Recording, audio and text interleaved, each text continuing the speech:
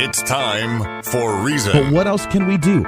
You and I, the parents. I don't have a kid in school yet. She's 3. She will be going to school very, very soon. Am I going to have to be worried about taking her to school every single day? Am I going to have to be worried about someone wanting to harm her at an elementary school? And as we talk about legislation, as we talk about gun safety programs, as we talk about these things that the government can do to some degree, at the end of the day, it's you and I. This is the Voice of Reason with Andy Hoosier. Then I'll get on my knees and pray. We don't get fooled again.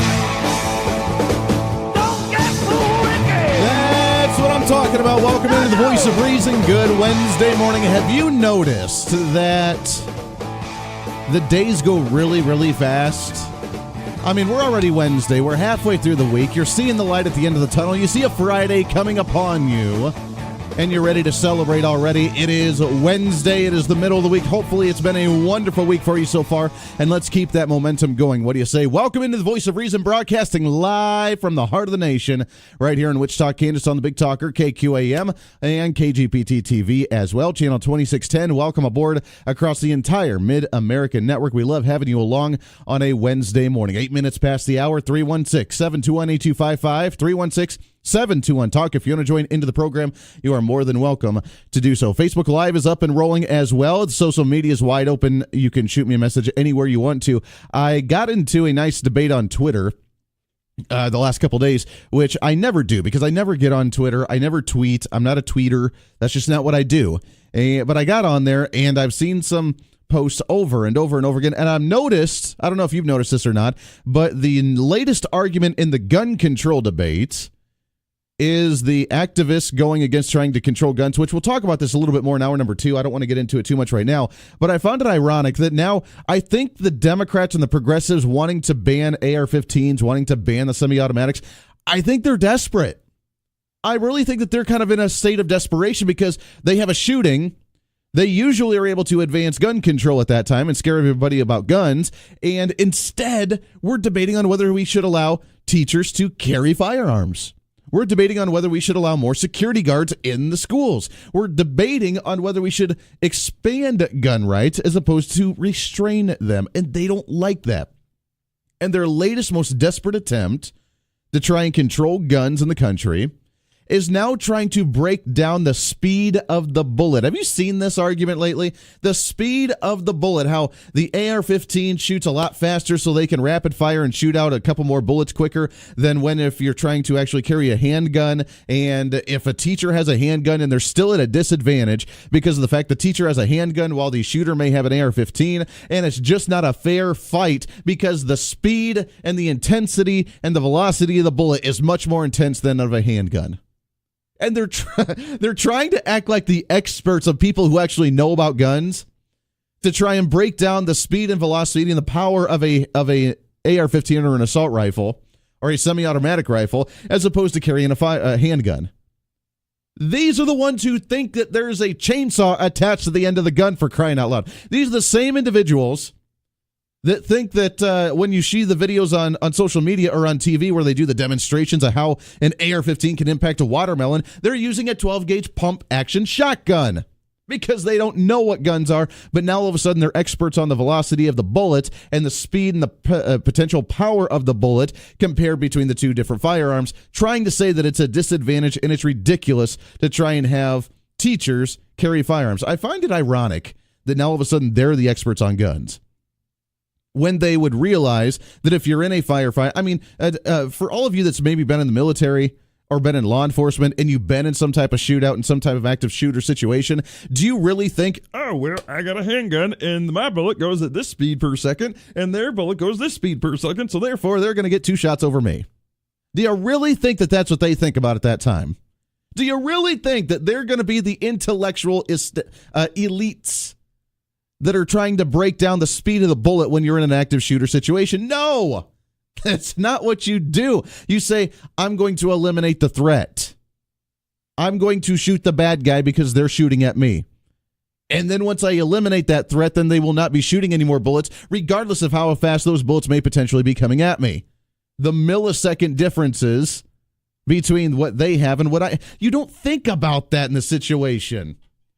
Absolute desperation. I tell you what, 316-721-8255, 316-721-TALK. We'll touch more about that in hour number 2. Coming up at the bottom of the hour, I do want to replay our interview with the man himself. I was really excited we ended up getting this interview yesterday. Jonah Goldberg. He's the writer for the National Review. He's been with the National Review for a really long time.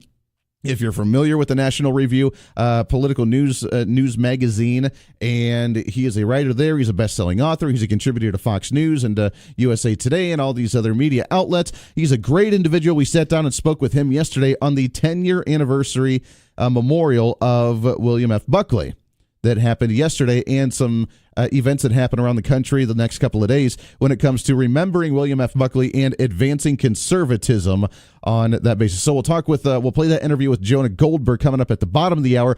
Today at 8 o'clock, Danedri Herbert, also known as Gidget Southway, the Kansas State blogger and now writer for the Sentinel, is going to be joining us, talking to us about her take on the latest statewide politics when it comes to the legislative session, the governor's race, and other things that may pique her interest. So we'll touch on that coming up in hour number 3. But I got to ask you a question now. I want to talk about this for a second. When you do investments, if you invest at all, maybe you invest in, and it doesn't matter what you invest in, maybe you invest in stocks and bonds, maybe you invest in your home and you do some home remodelings, or maybe you even invest in homes altogether to do rentals. Maybe you invest in a new car or a classic car, or classic parts for the car that you may be building. Regardless of what you may be investing in, here's the question. Do you invest in those things when you're about to default on your debts currently? Do you always try to expand and try to do things outside of your financial limits when you don't have the finances in order to allow you to do such a thing? No. Financially, you don't advance, you don't invest, you don't sink money into a project or into something when you cannot pay your bills. It is a completely absurd thing to do. Listen to Dave Ramsey. He'll tell you all about it. You don't do that. And that's the situation that our state government has been in for a while. You do not expand projects when you're short on revenues. Now, you can blame the economy for the economy not wanting to come back up and allow revenues to come up because maybe people are struggling for jobs. Maybe people are struggling for the stability. Maybe people aren't coming to the state just because of the oil and natural gas and the different industries that we have. Or maybe you can try and blame the fact that we just have low tax revenue or low tax rates, bringing in low revenues. Regardless of what side of the political aisle you're on, the fact is we can both agree that we have low revenues in the state, or we have had low revenues in the state-ish, and you're not supposed to expand at that time. Just like any other type of investment, if you're an individual wanting to invest in your retirement, wanting to invest in a fun project, wanting to invest in maybe a boat or an RV, or invest in whatever you do, which is fun, and that's what you're supposed to do. That's how the economy works. That's what you're supposed to do. But when you're 2 months late on your credit card, probably not the best idea to say, you know what, I want to buy a new home to become a rental. You know what, I probably shouldn't invest in a bond or a stock at $20,000, $30,000, $40,000 when I'm a month behind on my mortgage. Probably not the best idea to do that, right? Well, we saw a story out of the editorial piece from the Wichita Eagle. Kansas is neglecting its highways. Rating the transportation budget must change. Many areas of Kansas have state highways in need of repair and modernization. Anyone who travels the state has a 2-lane highway. They would rather avoid it because it's too narrow, bumpy, or is without a safe place to be able to pull over. This is an editorial, by the way, an opinion piece, not an actual journalistic news article, but still kind of an interesting concept, isn't it? Oh, we've been raiding the highway funds. Oh, we've been borrowing money from them. Oh, we've been taking money, and the highways are terrible. It's a terrible place, and we cannot live like this, and we're going to have terrible potholes in the streets, and we're just going to suffer because it's a terrible state, right? It's a terrible state. The Kansas Department of Transportation needs $380 million annually for preservation work on state roads, according to the director of the Kansas Contractors Association. That's not true, but we'll talk about that in a second. But hasn't received that much in years because of the legislature continually raiding KDOT's budget to fund other government needs labeled more pressing. First off, the $380 million is not accurate. We spend, and we've talked to Richard Carlson, the secretary of the Kansas Department of Transportation, on this show. We may have to get him back on the show again here soon, but we spend anywhere from $900 million to $1 billion in maintenance every single year in the state of Kansas for our highway projects. Not for the projects, but just for the maintain of what we already have. $900 million to $1 billion that has not been touched. It is not borrowed. They did not steal it from the Kansas Department of Transportation. They have not used it in any way, shape, or form. It is there that they've used every single year, which is why that we're number 2 in the country when it comes to the best highways. Now, I understand this is an individual who wants to expand the Department of Transportation's budget, which is fine. Maintenance is a different thing than repairing or upgrading. Maintenance is just keeping things going, which is fine, and it's worked for us so far. We can do that. We can put projects on hold. When you're wanting to expand your home, let's say you want to blow out a wall and you want to knock it out and you want to increase it and you want to double the size, the square footage, you want to add two new rooms and a bathroom or whatever you want to do with it. That's great, but do you do that when you're financially strapped? Do you do that when you don't have any cash? No, you don't. You save up the money and you work on it. You wait until you have the cash available, and then you work on it. Now, some people may go into debt a little bit with that, but nothing that you can't handle, right? You're not going to start defaulting on things. You may take out a second mortgage. You may take out a home equity line of credit. You may take out a personal loan. You may take out some type of debt in order to do that, but it's within your means. Kansas has not been within our means in order to expand those projects. We've been waiting until the time is right for our revenues to come up. We'll talk about that some more when we come back, but let's not get farther into debt in the state, shall we? We just got out of that mess. This is the Voice of Reason with Andy Hoosier on the Mid-America Network.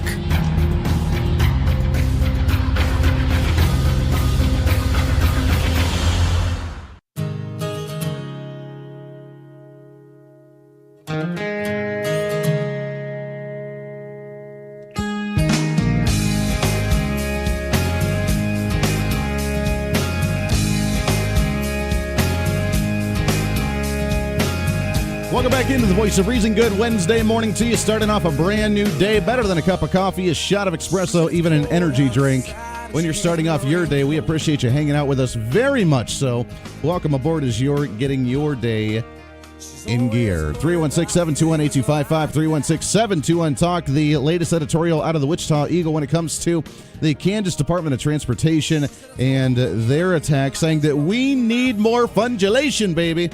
We need more money in there. We need more projects. We need more maintenance. We need more because our roads are crumbling. Our infrastructure in the state when it comes to our highways is crumbling before our eyes because of the evil, terrible, horrible Governor Sam Brownback and what he's done to our state, right? Yeah, there it is.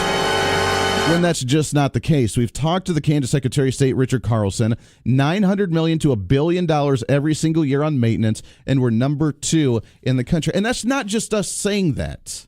That's really not just us saying that. The Reasons Foundation annual highway report ranks the performance of the state highway system in 11 different categories, including spending per mile, meaning how many miles we have of state highways and how much we actually sink into it, breaking that down, pavement conditions, deficient bridges, tragic congestion, and fatality rates when it comes to fatality rates on our state highways. Now, if you remember, and we'll have to use our elephant memories all the way back when, but about a year and a half ago, just about a year and a half ago, there was a story as soon as we had borrowed a little bit more from KDOT again before the end of, I want to say, the end of the 2016 year, right towards the fall of 2016. I want to say, maybe it was in 2017. But there was a story that came out that as soon as we had borrowed money and we had talked about the budget and how we're not going to expand KDOT and we're not going to give them more money for improvement projects and or expanded projects, that we're just going to continue with the maintenance. We're going to borrow some from not what they're using for their maintenance, but for other things, and we're going to stall some of the projects. If you remember, there was a story that came out that talked about one family that hit some type of bad road condition or a pothole or something and a car crash and they died, and how people are dying across the entire state of Kansas because of our highways. If you remember that story? I may have to try and pull that out, but it was the devastating story about how terrible our roads are, how terrible Governor Brownback is because he doesn't care about individuals who are actually driving on our roads. I mean, you're driving this morning. You're on the road. You're headed to work. Tell me how your road conditions are if you're on a state highway. Are you suffering? Are you dying? Are you hitting a pothole and flipping your car? Are you getting mass congestion everywhere unless you're in maybe a construction zone? Are you suffering horribly to where you're not able to get to where you need to be? No, probably not. And we're talking about only state highways. We're not talking about maybe the city roads that get congested for the morning drive. We're not talking about a county road. We're talking about state highways. And we're number 2 in the nation. Overall performance and cost effectiveness ranking, according to the Reason Foundation's annual highway report. Kansas is number 2. And if you want to compare it to the rest of our surrounding neighboring states, Nebraska's number 4, Missouri's number 9, Iowa's number 15, Texas is number 22, New Mexico number 24, Colorado 31, Oklahoma 33. We're doing well in the state. We just haven't expanded. We haven't created the new projects that they want to have, which is fine. We need to have those on our radar. We need to talk about when we're going to start planning for the new highway projects. We need to look at when we're going to start looking at those, but we can't do that until the revenues are back to where they need to be. And it's not because of the tax rates. We're not saying let's raise taxes all over the place in order for us to get that more money. We're not the piggy banks for the state government. That's not how this works. We need to keep the taxes low, allow people to grow, allow more people to come in. It's because of the fact that we were number 38 on the list when it came to U-Haul migrations for 2017, and that people just didn't want to come to the state of Kansas. They didn't find an incentive to do so. Industries are having a hard time, businesses having a hard time saying, let's bring all of our revenue and all of our money into the state of Kansas, invest in there, and then hope people actually get the jobs. We're running into job shortages in the state right now because people have not come here yet. When they get here, guess what? Economics 101 for some of the progressives, that when more people start coming in, more people start going to work, more people start paying, actually getting jobs, and then getting salaries, and then paying into income taxes, and paying into property taxes, and paying into sales taxes, and paying into all the different nice little taxes that the government loves to impose on us. They start paying into that, and the revenues go up. And you can do that without actually having to raise the rates.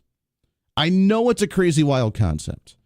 I know that's not what they want to hear because they're the instant gratification.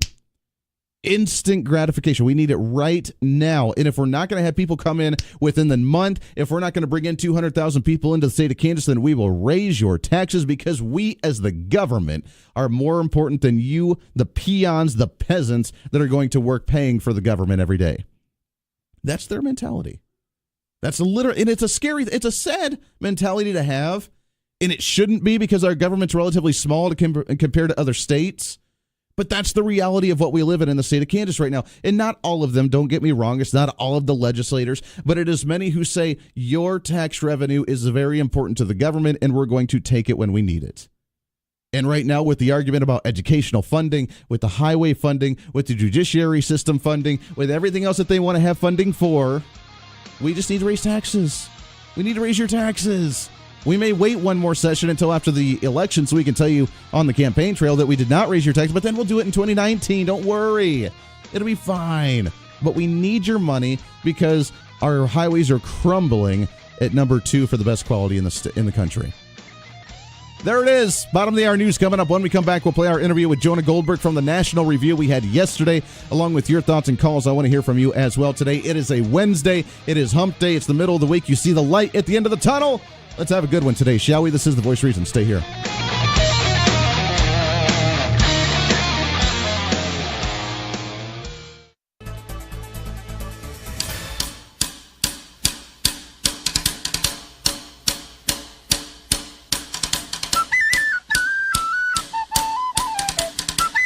It's time for Reason.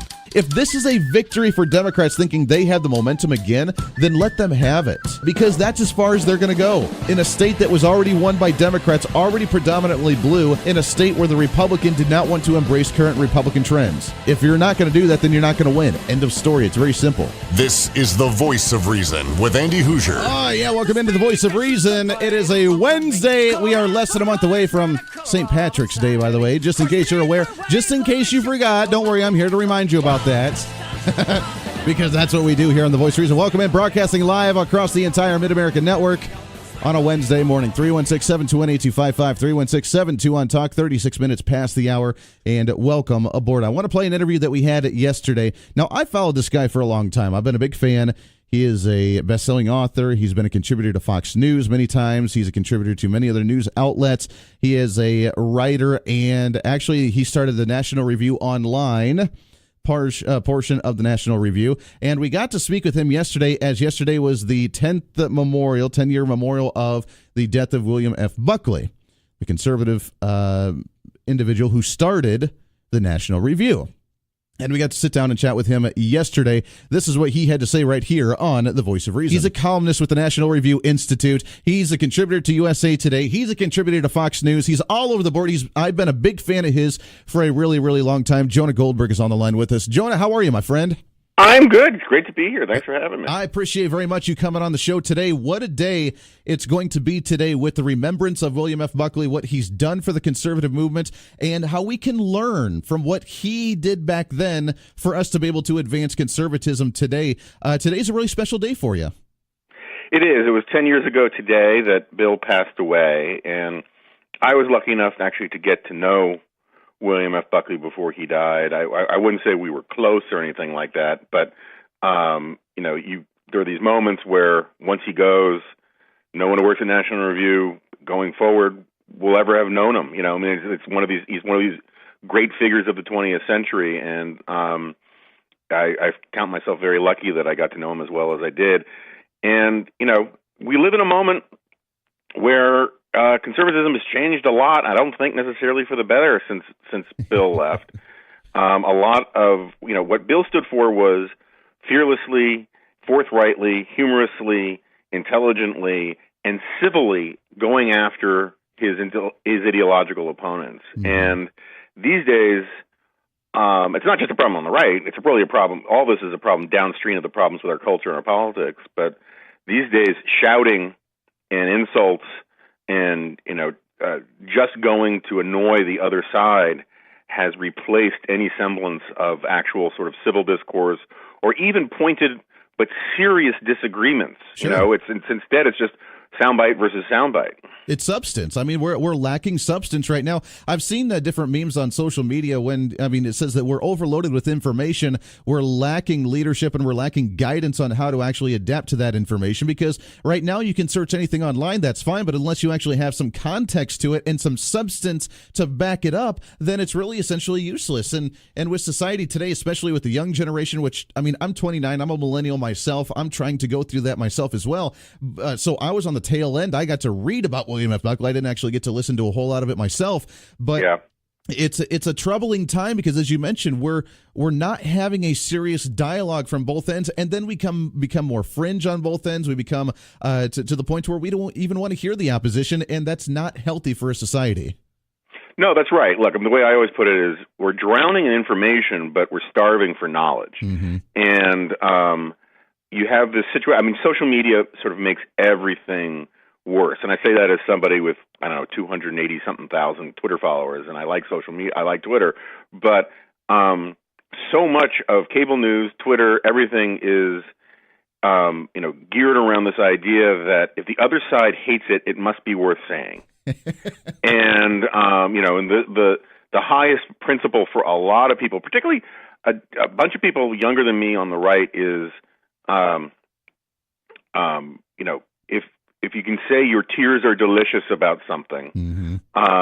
It's worth doing. And when I talk to college students, which I do pretty often, I always say to them, young conservative activists, fighting political correctness is really good and important, and you should do it. But just because being rude is un-PC is not an argument for rudeness.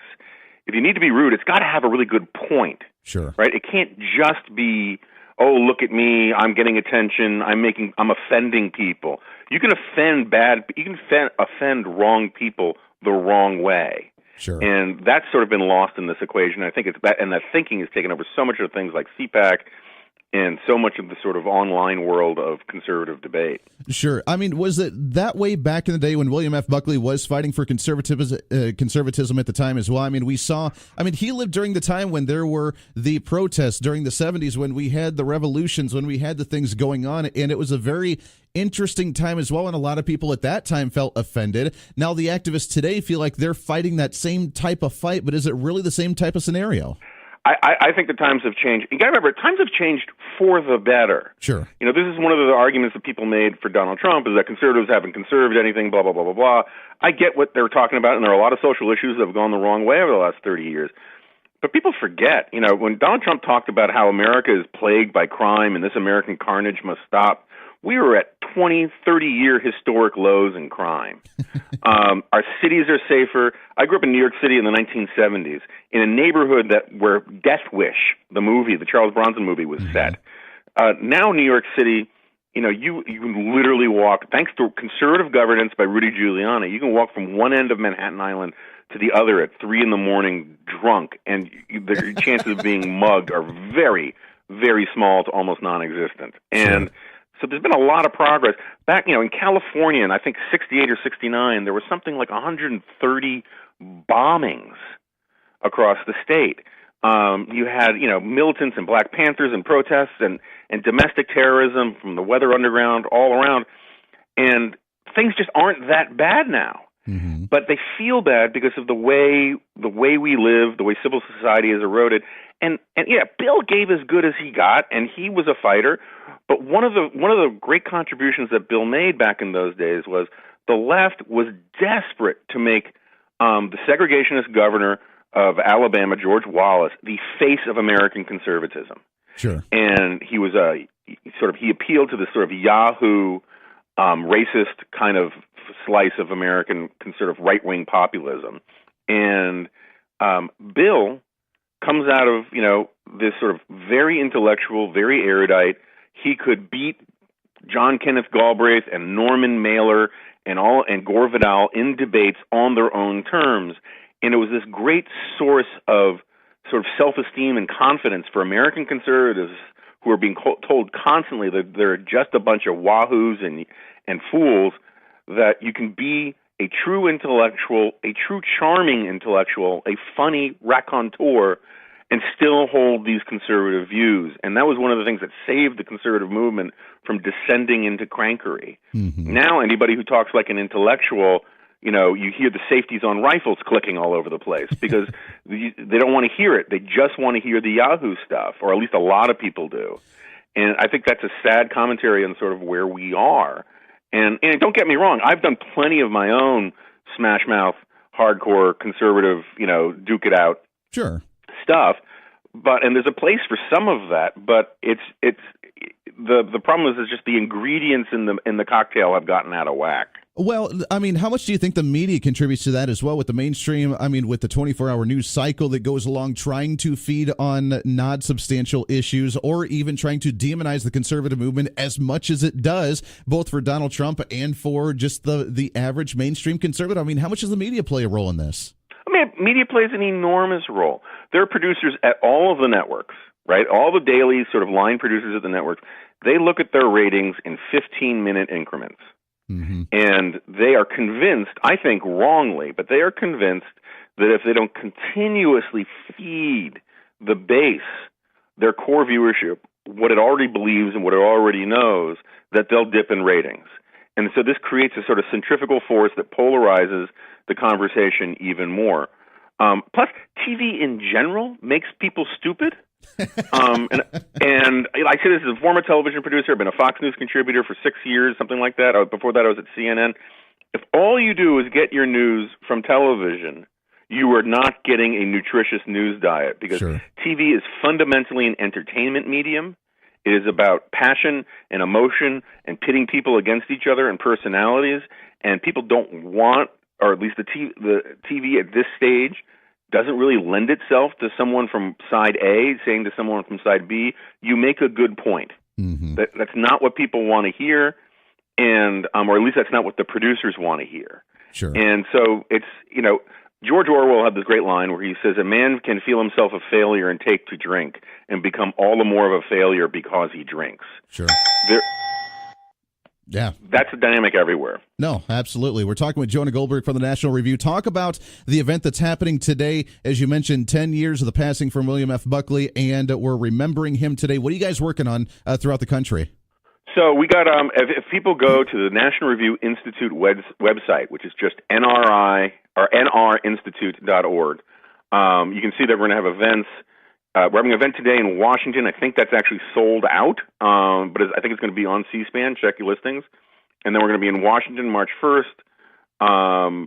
We're going to be in Houston, San Francisco, Newport Beach, Chicago, and there may be more dates on the way. If you go to the site, you can find them out. And we're going to do events, seminars, day-long conferences, talks about William F. Buckley, the state of conservatism. There'll be debates, and it's a great way to sort of keep the memory of him Bill alive. I love it. We're talking with Jonah Goldberg. Last question before we let you go. I know you're a busy guy, but for all the listeners that always ask the question, what can we do next? How can we continue to fight this fight the right way and be able to advance conservatism? What would you give them as advice on how we in Wichita, Kansas, and the South Central Kansas area can continue on with that fight of conservatism?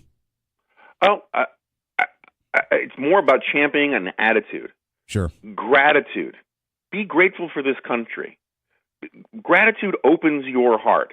Trying to persuade other people to be grateful for this country and what it has provided for everybody and for the world is the starting point of understanding conservatism. Because the whole point of conservatism is to be grateful for what you have and for what this country is. And those things that you're grateful for, you want to conserve. There it is. That's Jonah Goldberg. We're from the National Review. We chatted with him yesterday right here on The Voice of Reason. We appreciate him coming on the show very much so. He's got a book coming out in a couple months that we will get him back on the program and chat about that as well very, very soon. So really cool and great ways for us, you and I, to continue that advancement and fight for conservatism on a daily basis. That, ladies and gentlemen, is what it's all about. Got to take a break. Wrapping up hour number 1. Got some calls on the line. Stay there. We'll get to you as soon as we come back. Happy Wednesday. This is The Voice of Reason. This is The Voice of Reason with Andy Hoosier.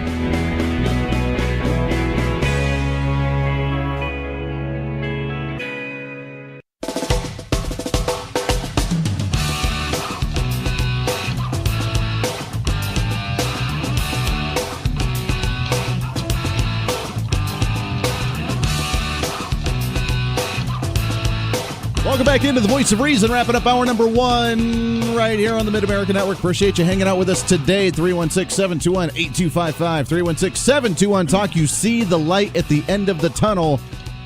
It is just we always say Thursday's the pre-Friday celebration. Today's the pre-Friday celebration, which makes it even more exciting today, right? That's what I say. It's time for Rick with the news. What's happening? Good morning, Andy. Good morning, everyone. Riley County Police asking for the public's help to find 2 people suspected of raping a woman at a Manhattan bar. Police said yesterday a 24-year-old woman was raped Saturday at O'Malley's bar. Investigators say the woman was in a restroom when the 2 suspects came in and attacked her. The department is asking anyone who was at O'Malley's Saturday night who has pictures or videos from inside the bar to contact law enforcement. Trouble in the capital city. Believe it or not, utility officials say Topeka drinking water is out of compliance with a federal standard for contaminants. The Topeka Capital Journal reports that the drinking water is still considered safe, despite having exceeded an Environmental Protection Agency standard for the presence of haloacetic acids. It makes sense now. In one location. It makes sense now. The legislators it's in the water. Can't make a decision. It's in the water. Thank God they're on break right now. It's like drinking lead right now or something. There you go. Okay. Wichita police say they will stop searching city parks for a missing 5-year-old boy unless new information comes in. Law enforcement officers using dogs, horses, drones, and divers have searched for parks since Lucas Hernandez was reported missing back on the 17th of this month. Police have not said what led them to search those parks. And a man is suing a Wichita vape shop after he says a spare battery for his e-cig exploded in his pants pocket.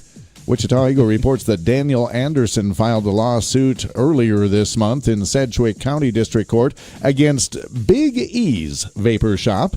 The lawsuit alleges Anderson was carrying the lithium-ion battery, his car keys, and coins in his pants pocket in February of last year, and the touching metal items caused a short to the outside of the battery, which then overheated and exploded in his pocket. Yes, the suit says Anderson had chemical and thermal burns to his left leg and hands from the explosion. Anderson says the shop should have known the battery's defect and failed to warn customers. Big E owners said last week that the company has seen the lawsuit but declined to comment. Come on. Can I make the joke, please? That's the news.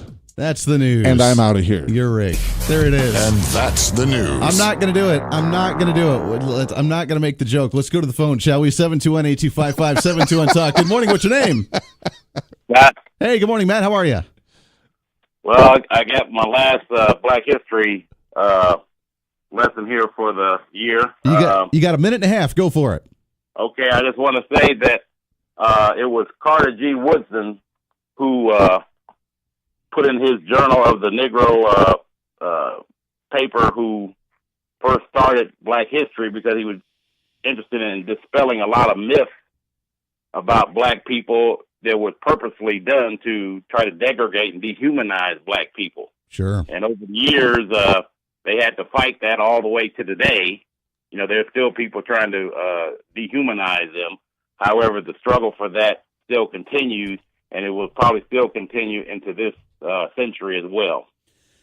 No, you bring up a good point. I mean, it's unfortunate. It breaks my heart that we see individuals, to the black community or even the Asian community, the Hispanic community, the Native American community, to where there are individuals, there are races, there are groups that still get looked differently upon by certain individuals. Now, I think that we've come 100-fold compared to where we have been in the past, but we still have some ways to go. And individuals that try and find differences just based on skin color or based on sexual orientation or based on any type of group identity politics is really sad and pathetic. And that's something that we need to really work to end. Well, see, with black people, it was unique because back as far as the 1890s, that when they passed separate but equal, you had specific Jim Crow laws and segregation laws specifically target at black people. Absolutely. So the law was on the side of the segregationists and the Klansmen, but they had a right to come and lynch you and nobody would do anything about it. Absolutely. Scott, I love it. I appreciate it, my friend. It's a great one for the last day of February being Black History Month. And you know what? Just a reminder for all of you, those Jim Crow laws, those separate but equal laws, all of them, oh yeah, they were pushed by Democrats. Just to remind you about that fact. Hour number 2 coming up. Lots to get to today. Your thoughts and calls when we come back. This is your show. It's time to speak up, speak out, speak loud, speak proud, speak the truth, and always speak some reason. This is the Voice of Reason. Stay here.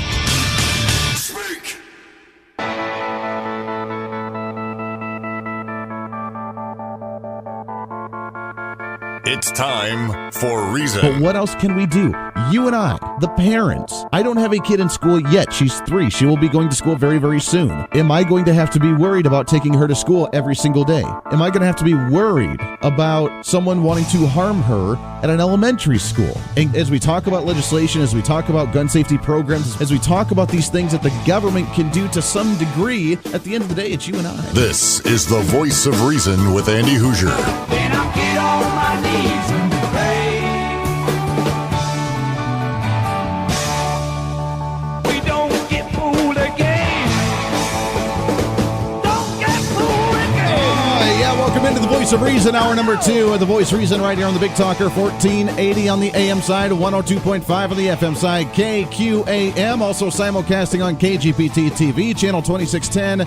Good morning. Welcome aboard. It's great to have you along today. It is a Wednesday morning, 8 minutes past the hour, 316-721-8255, 316-721-TALK. If you want to join into the program, social media is lit up for you, ready to go, wide open for you to leave a comment, ask a question, like it, share it, whatever you'd like to do, you're more than welcome to do so. You can leave me a comment all over Facebook Live that is rolling right now as well. You can say, hey, Andy, what's happening? Hey, Andy, I don't like you. Hey, Andy, you're a jerk. I don't really care.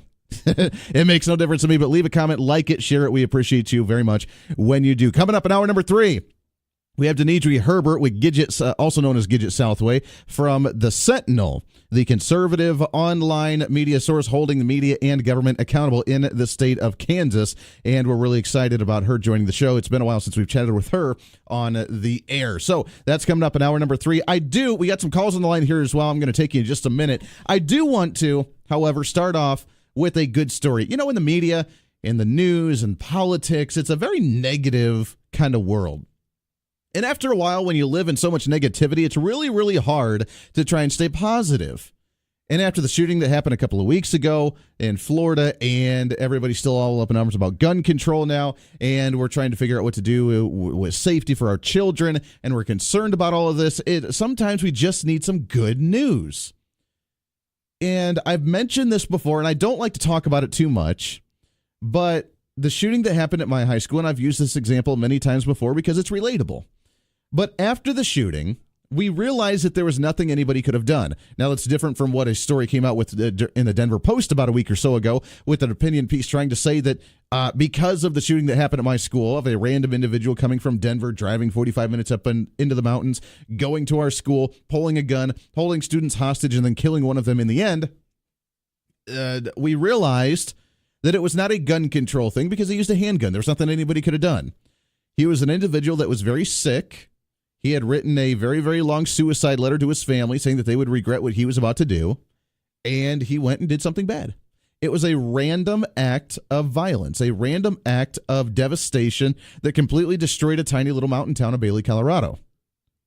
That's what we had to suffer through. That's what we went through. And afterwards, as a community, the way we united to rally, to move forward, to help heal ourselves from something like that, was that we started what was called the Random Acts of Kindness. Because and it was, by the way, from the family that had lost their daughter from this. The one person that died in this, well, the 2 people, including the shooter, but the one student that died from this, Emily Keys, who was a friend of mine. And that family started the Random Acts of Kindness. Because that's what it was. It was a random act of violence that led to a loss, and to compensate for that, the community wanted to bind together and show that the community was strong, that we were happy, and that we started the Random Acts of Kindness. And that's how you recover from these things. It's not gun control. It's not talking about how the sheriff, may or may not have done their job. It wasn't how we need to ban assault rifles because they're really, really scary. It wasn't any of that. It was a random act that was unfortunate, that was devastating, and we move past it and be able to heal from it. Now we see, right here in our home area, a pivotal point. Andover class has it right. We need more kindness. And it's kind of a heartwarming story to start your day. The 5th grade class at Andover's Prairie Creek Elementary wants to fill up social media with kindness. They started their self-named Kindness Project on Valentine's Day and donated and gave up their Valentine's Day party to donate to the Wichita's Littlest Heroes, an organization that helps life-threatening illnesses to children. More generally, the class wants to spread kindness through the awareness in a project to involve classes around the nation. Do good deeds, get out of your way to help someone, go out of your way to help someone, and say something nice instead of hurtful, whether in person or on social media. All of us, especially those of us on social media, can learn from these 5th graders. A happy and more well-meaning world starts with the small steps and acts of kindness. And they had a hashtag Twitter that was actually going on for a while, hashtag the road to kindness. And that happened in Andover School, right in our very own community. And it's a heartwarming story because of the fact that during the time of partisanship, during the time of mental illness, during the time of deciding on who's going to be able to own a gun and who's not going to be able to own a gun, we in our very own... I always say, what do we say on the show? The fact that if anything's going to change, it's going to happen at the local level. You, driving to work this morning, hearing a positive story like that. You, thinking about your day, thinking about how you're going to work up the corporate ladder, thinking about how you're going to expand your business, thinking about how you're going to bring dinner home to your family tonight on the last day of February. Many of you may be getting your paychecks and figuring out how you're going to pay your bills and go get groceries and do everything you need to do. You. And when you do that small act of kindness, when you do that small act of generosity, when you do that small act of appreciation to someone else, it spreads. And when everybody begins to do that, the community is a better place. And when the community is a better place, then we lead by example. It does not matter how many words we say on the radio. It does not matter how many things that we think about or we pray about. And praying is extremely important, and it is a huge aspect to that. But at the end of the day, the actions that you take, what you do with your life, leading by not what you say, but what you do. The leadership of example, making the community a better place, and these students get it. And they're happy, and they want to start that movement. We had started the Random Acts of Kindness then. They're starting their Road to Kindness now, #Road to Kindness.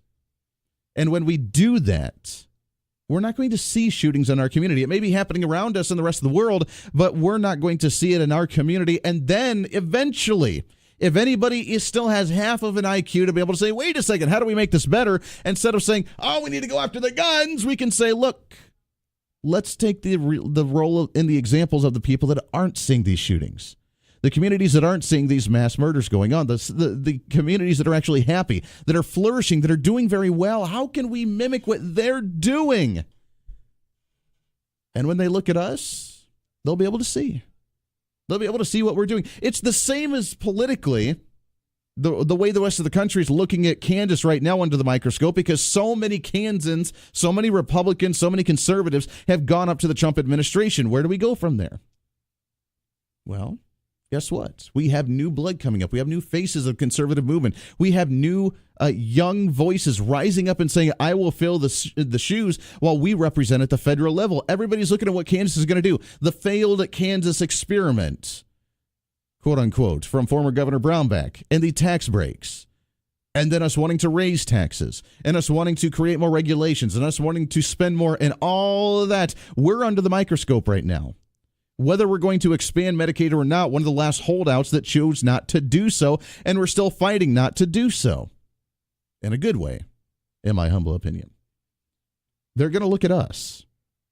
But we can do so much better than just on the political front and taxes and government spending and government regulation. We can show by example that we're not going to have crazy fanatics running around our schools because they're so mentally unstable. We can prove that random acts of kindness, that a # the road to kindness started by our children can lead to something productive, and that we can have a community that's actually going to be better off because of that.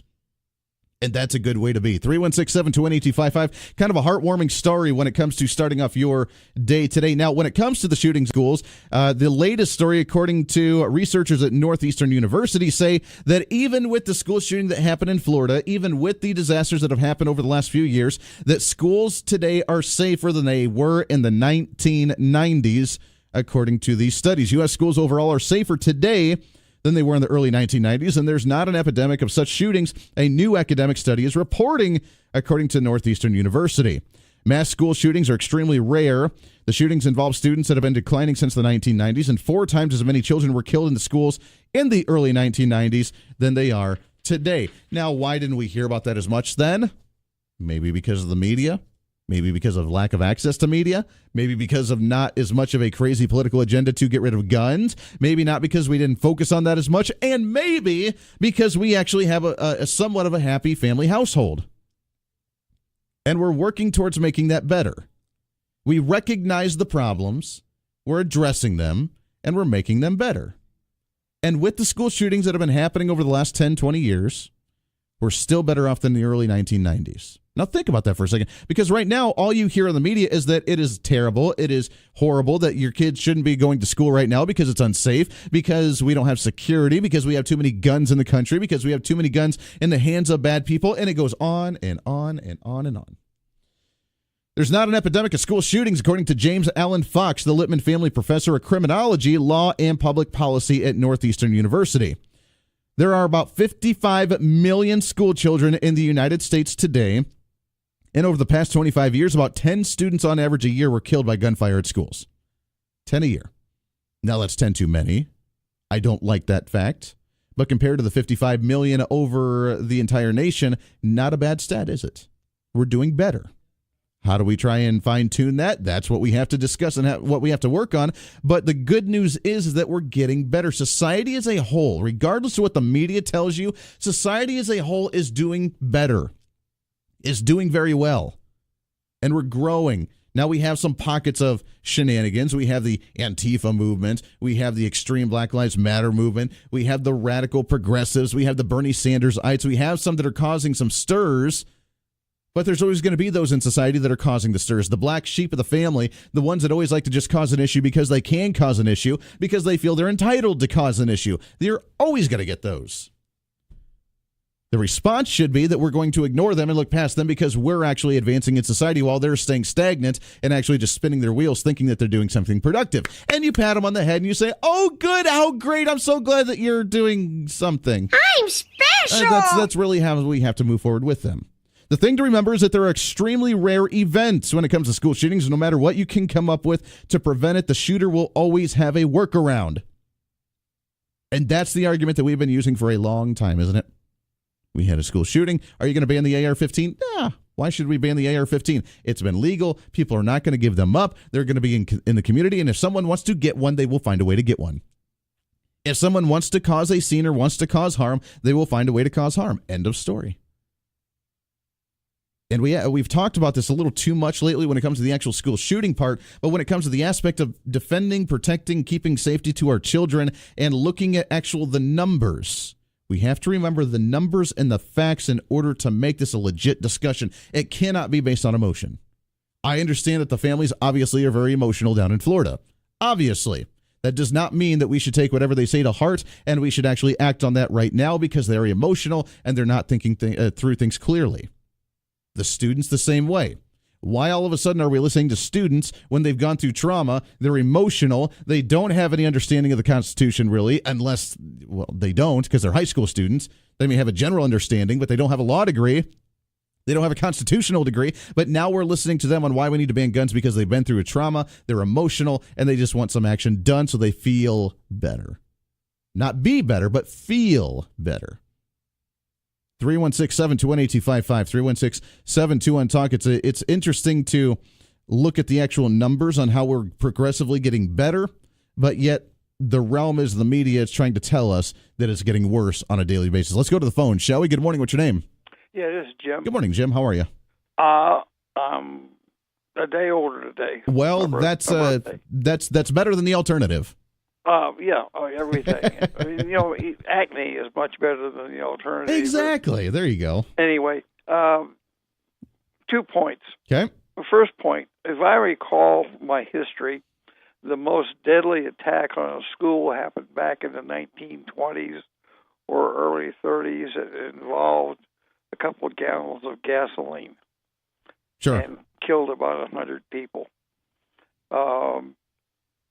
As far as the current, I think, very logical proposal to allow those instructors, those teachers who want to be armed, the calls for special training and vetting seems to me to be a ploy to delay it as long as possible because some people don't feel comfortable with having teachers armed. I'm sure the teachers who want to be armed don't feel comfortable being defenseless in the school. It would be wonderful if every teacher was a trained trauma surgeon, an EMT, and had an operating room in every classroom. As I understand it, in Florida, the sheriff did not allow the EMTs to go into the building for a half an hour or so after the shooting was all over. And in that half an hour, nobody has said how many of those students bled to death, who could have been saved. We know one person made it to the hospital and died when they got there. And there was a girl who got a little bit of coverage in the newspapers who was hit 3 times in the arm, but she was hit twice in the body.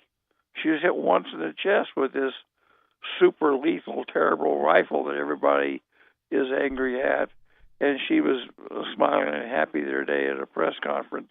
I saw her on television. Mm-hmm. She survived.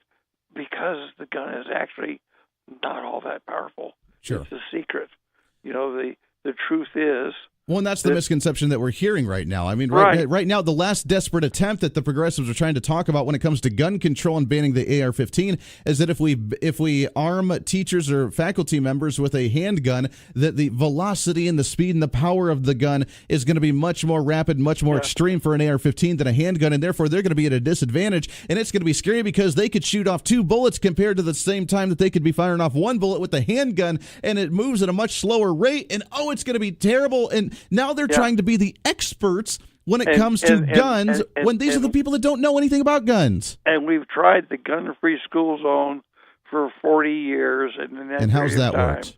Lots of people have died unnecessarily.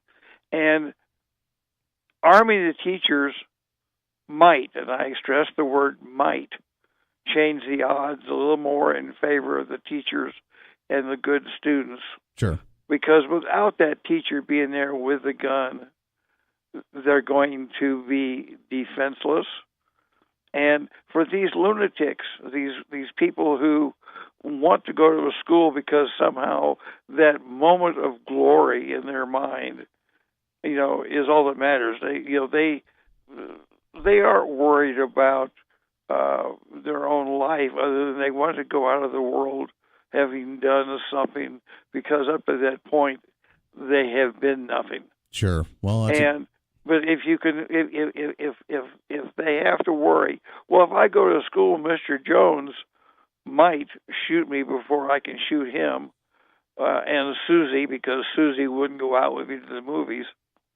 The point is, these people who are so personally afraid of freedom and firearms and such, the Nancy Pelosi's, the Chuck Schumers. Well, they just don't get it. Who throw out stuff. President Trump spent untold thousands of dollars to get a license in New York City to carry a firearm. He's probably one of only a few dozen people in New York City, a city of millions of people, who can afford to go through all the hoops. Well, exactly. I mean, Chicago is the same way. It costs $600 just to apply for a concealed carry permit, but now they're beginning to allow that concealed carry permit to actually happen. Jim, I appreciate it very much. We're running late on a break. We got to take it, but you bring up some good points. But I will change just a little bit of the wording that you said when it comes to the odds and how the odds may change in favor a little bit of the teachers to be able to stop a shooter. The odds will definitely change. The outcome may or may not change a little bit, but the odds have definitely changed. It's basic statistics. You got all the force on one side, none on the other side. You're going to have, obviously, an outcome of the person with the force. You even the odds a little bit by having 2 or 3 people with those odds, or with a little bit of that force to stop the person with other force, then the odds have changed. The outcome may be a little different one way or another, or it may not be, but the odds are different. And you know what? I'd rather bank on having my kid be protected with a little bit better odds than with no odds at all. 26 minutes past the hour. This is The Voice of Reason. The Voice of Reason with Andy Hoosier.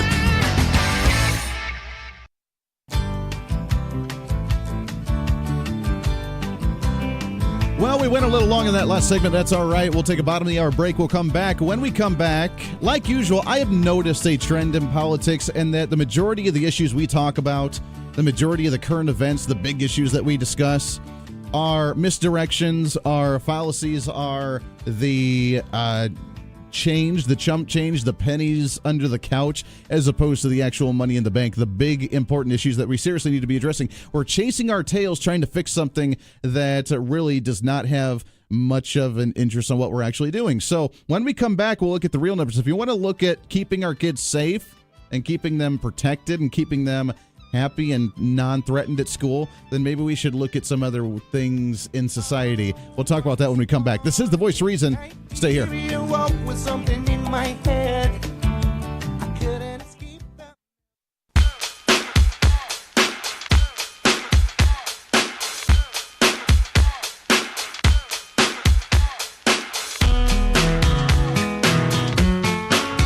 When a headline just isn't enough, Is that all you got? it's time to wake up the right way. All right. This is The Voice of Reason with Andy Hoosier on the Big Talker, 1480 AM and 1025 FM, KQAM. Yeah, welcome into the Voice of Reason. Great to have you along today. It is a Wednesday morning, 36 minutes past the hour. Good morning to you, no matter how you may be starting off your day or ending your day. We love having you aboard. Welcome in. 316-721-8255, 316-721-TALK. Coming up in a half an hour from now, Danedri Herbert, also known as Gidget Southway, is going to be joining us from the Sentinel. She'll be talking about some of the latest legislative updates along with the race for some of the elections coming up this fall. So looking forward to chatting with her. It's been a while since we've had her on the air. We mentioned and we teased before the bottom of the hour about if we're going to seriously look at the safety of our children, then maybe we should look at the serious safety of our children. And other than these shootings, which are an issue, okay, let's address them. It happens a little bit more frequently, we feel, than other times. But according to Northeastern University, according to their study, they say that actually our schools are much safer than they were in the early 1990s, which means that we've done a very good job being able to try and confine, trying to keep the safety, trying to keep the kids happy, trying to keep things moving in the right direction the way we need to be doing so. And some people may not agree with that, but I think it's more media coverage on it with a political agenda than it is actually the coverage of just the story and then moving on and trying to figure out ways to fix it. If you notice in politics today, we have a very short attention span because we talk about an issue and then something else happens and we move on to that and we forget all about it.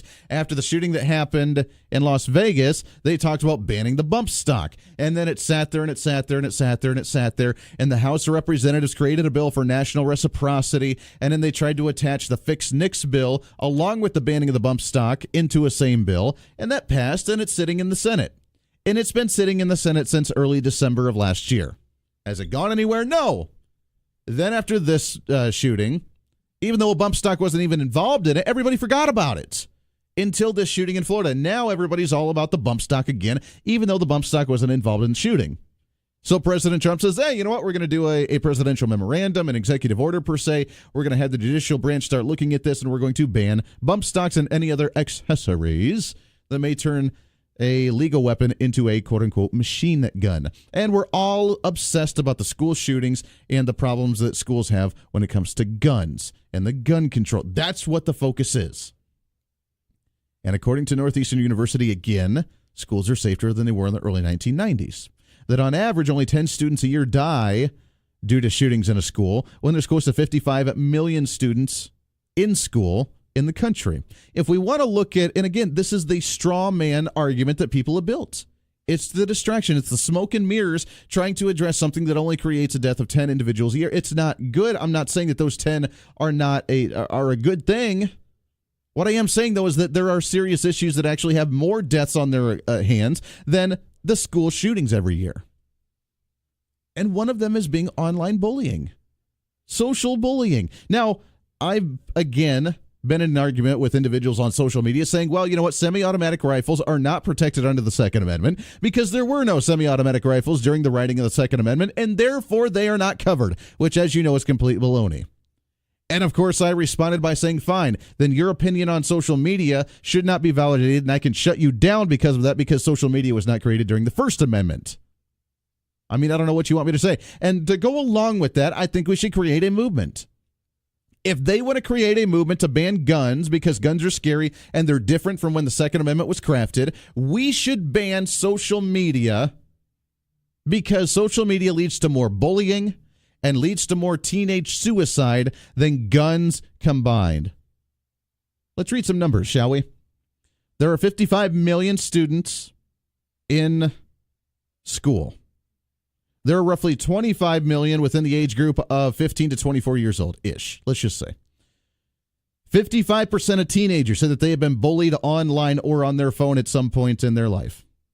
30% said that they have experienced cyber threats, threatening them either on their cell phone or on the internet in some way, shape, or form. 25% of teenagers said that they've been bullied repeatedly, numerous times, over and over and over, nonstop, online or on their cell phones. Just imagine that. Now, an average of 10 students die a year by guns in a school system with 55 million plus individuals a year. 55% of the 55 million say that they have been bullied online. Do you think that number's a little bit higher? How about the teenage suicide rate? Because of bullying.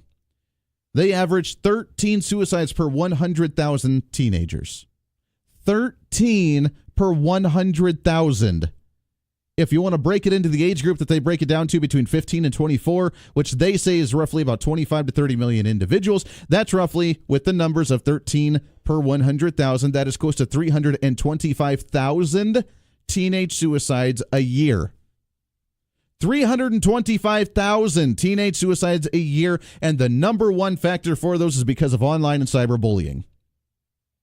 Now tell me which one's the epidemic. Tell me which one's the threat. Is it the guns? Or is it individuals wanting to be jerks online? Wanting to be the trolls? Wanting to be the bullies? Wanting to threaten individuals? Tell me which one's the actual threat and which one we should actually be addressed to. We're all focused on the guns right now. We're all focused on the safety of our children, but no one is talking about cyberbullying, is talking about cyber threats, and is talking about teenage suicide rates. Nobody. We're all focused on the AR-15, which, by the way, let's run some of those numbers down, shall we? There are roughly 250 to 300 deaths a year of any age group. Everybody in the nation, 250 to 300 deaths a year by an assault rifle or an assault quote-unquote weapon. 2% of the total deaths by gun, which is roughly about 6,000 deaths a year by gun.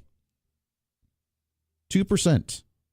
300 people a year by assault rifles, and that's any age group. Now compare that to the 325,000 when it comes to the suicide rate for teenagers alone. Do you think we have a problem? 316-728. Now, these are the numbers that I've, the breaking down, I think my numbers are correct. The average of 13 per 100,000 is absolutely correct. The 25 million in the age group is correct. I think my numbers are correct when I did the math. I don't know. I'm not a math genius, but breaking down the numbers, that's what it came out to. Regardless, there are a lot more teenage suicides and a lot more online bullying and cyberbullying than there are actually people that are being killed by assault rifles and guns. And yet, we're more concerned about controlling the guns than we are about our precious free speech on social media. 316-728-8255. Let's go to the phone, shall we? Good morning. What's your name? Nate. Hey, good morning, Nate. How are you? Doing okay. Good. Hey, a couple thoughts. First of all, as I agree with you, it's not a gun issue. It's actually a heart issue. Mm-hmm. Secondly, as we look at this and we're looking for safety, we need to get back in the mindset that, there is a moral law, the laws of nature. And if you follow that, that we have the right to self-protection as Sure. guaranteed. Well, we need to carry that in. And if we are in schools, one of the things that would help is with all the teachers who want to carry, you teach them. You give them a good class. They're not just going out there as these leftists proclaim, and they're going to be, random acts or whatever else like that. You teach them, you train them, they're set there, and they have an annual qualification. Sure. But then all these others that don't want to, you send all the teachers through a combat medic so they have a basic of what to do. And you give them the supplies, because as we see, this leftist sheriff didn't even let the medics go in. Sure. This That's very leftist true. sheriff didn't let his own guys go in, Mm-hmm. or they didn't go in. And then he's out there blasting gun control, even though he knows it was his failure. Sure. So if we train them with combat medic, even if they don't want to carry a gun, they can still do something when it's time to do something. They can still save a life and put on a tourniquet. Sure. And exactly, and not even just like you mentioned, military or any type of excessive training when it comes to it, because, everybody's going to throw a fit of, we're just teachers, we're not supposed to be trained in a bunch of other stuff. But, you would think that if you're going to be around children, if you have children yourself, that you'd even want to have just the basic understanding of how to do CPR, if you'd want to be able to put a tourniquet on, if you'd want to be able to stop the bleeding, if you want to do something like that, just to take care of your own children or your own family if something happens, have that basic training in case there's a fight in the middle of the classroom and someone breaks a nose or someone trips and falls over a chair and they end up breaking their leg. You need to have basic understanding of this stuff anyways. Why not do that when it comes to emergency training as well? Right. Well, the combat medic is a little bit more advanced, and you can help with that trauma. But it doesn't matter if he had walked in with a gun or a machete, which actually would have done more damage. Sure. you can still treat it with a tourniquet. Somebody lop off a hand or something, you treat it with a tourniquet, and you can deal with that situation. So it has many applications, and the number of lives we could save when somebody does, and I don't think it's psycho, I think it's just plain evil. When somebody comes in with that evil intent, and they do the acts of evil, you can save many more lives, and that's why there's so many more people less are dying from gunshot wounds and stuff in the country. It's not because there's necessarily less, but we have better ways of treating it medically. Well, why don't we take that into the schools? That's a really great point, Nate. I appreciate that very much. Absolutely spot on right there. Look, and I think this mentality, because you're hearing out of two sides of our mouths here, we're hearing some teachers say, yeah, absolutely, I'd love to carry. I want to go through the training, but I've already gone through training myself because I'm an avid shooter anyways on my off time. I enjoy that, and I don't mind doing it. We heard a caller that called in and said that coming from an inner-city school, that many teachers and faculty members are carrying concealed on their own without the administration's knowledge or approval, just because of the fact that they want to feel safe. On the other hand, and especially focused from the media side, they said that teachers don't want to, that's not their job title, that's not what they're supposed to do. It almost reminds me of like a unionized mentality of, that's not my department, I'm not going to. If the microphone in the studio right now fell off the mic stand and we were unionized, I would not be allowed to attach it back on because I'd have to wait for the special unionized technician to come in and do that for me, as opposed to screwing in the little knob back and making it happen. Is that what you're literally going to say? You're going to try and blame the red tape if you have a shooting and something's happening in your school and you could potentially do something about it? You're going to fall back on, that's not my department. Give me a break. 316-720-8255. Let's go back to the phone, shall we? Good morning. What's your name? This is Jim. Hey, good morning, Jim. Hey, your statistics are all wrong. All wrong. Okay. All totally wrong. They don't keep track of how many people are shot with a rifle or a shotgun, and by make and model. The total number of people shot with any kind of a rifle is that 200 number you gave. And only a small fraction of those involve anything that can be described as a assault rifle. Well, sure. I mean, 90% of the shootings that happen in the country are by handguns. Assault rifles or rifles themselves, they like to lump in because rifles with really long barrels that are really big and hard to carry, they're really, really scary, and therefore I'm sure they try to attach it to be an assault rifle. So you're right. I mean, when it comes to the assault weapons versus handguns, they're going to try and say anything that's a long-barreled rifle is going to be a really scary thing, and that we should be fearful of that. So I see that. Doesn't change the fact that regardless of all the rifles and all the sense, that still doesn't compare to the number of teenage suicides that are based predominantly by bullying online and cyber. Doesn't change the fact that still we're looking at the pennies under the couch. We're looking at the groveling stale bread the government's tossing us here for the different topics to talk about, as opposed to addressing the serious issue. Let's squeeze in one more phone call here before we take a break. What do you say? Good morning. What's your name? Brian. Hey, good morning, sir. How are you? Oh, good. Good. One of the things they don't talk about either is semi-automatic shotguns can do way more damage than a rifle could do in close quarters. There's so many things that could, if somebody has bad intentions, they're going to do harm. Mm-hmm. And if you don't protect the kids, and then they never bring up places like Chicago, where probably most weekends there's over 17 same-age kids killed. Oh, sure. And they don't ever talk about that or any other thing. With the strictest gun laws in the country. Yeah, villainize a gun that a lot of people enjoy. You're right. It's the slippery slope. We banned the semi-automatic AR-15 or any type of automatic, semi-automatic rifle. We banned these really long guns, and it's really scary. And you say, you know what? You can only keep your shotguns and small rifles at home for your hunting. You know what's going to happen if someone wants to actually do something on a whim and do harm? They're going to come in with a pump-action 12-gauge shotgun with some kind of bird shot in it that scatters all over the place. They're going to walk into a classroom, fire off 4 shots, and the entire classroom is going to be injured from it. Yeah, that would be my choice of weapon if I was doing something like that. I mean, it's just silly to, anybody knows in close quarters some double-aught buckshot in a pump-action shotgun that holds 8 rounds could do way more damage than that AR-15. Exactly. The close quarters, and they just scattered about, and they're going to harm somebody. I really appreciate it, Brian. I appreciate that. That's a great call and a great point, and that's going to be the next step. Then what's going to happen? Oh, look, shotguns, really, really dangerous, and now we're using shotguns, and we need to start banning the type of shotgun. We need to start banning the pump action. We need to start banning that type of scatter bird shot or whatever they end up using, and we need to ban that because now that's the new threat that we have after we've already banned assault weapons. It's going to be the never-ending slippery slope. That's going to be the next target because you're right. You can do just as much damage that way with any other type of gun. Got to take a break. Got some more calls on the line. Stay here. This is The Voice of Reason. You're listening to The Voice of Reason with Andy Hoosier.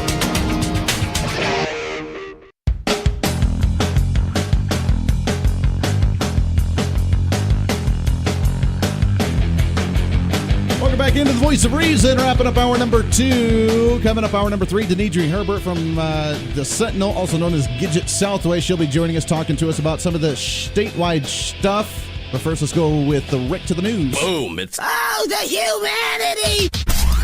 ladies and gentlemen. What's happening?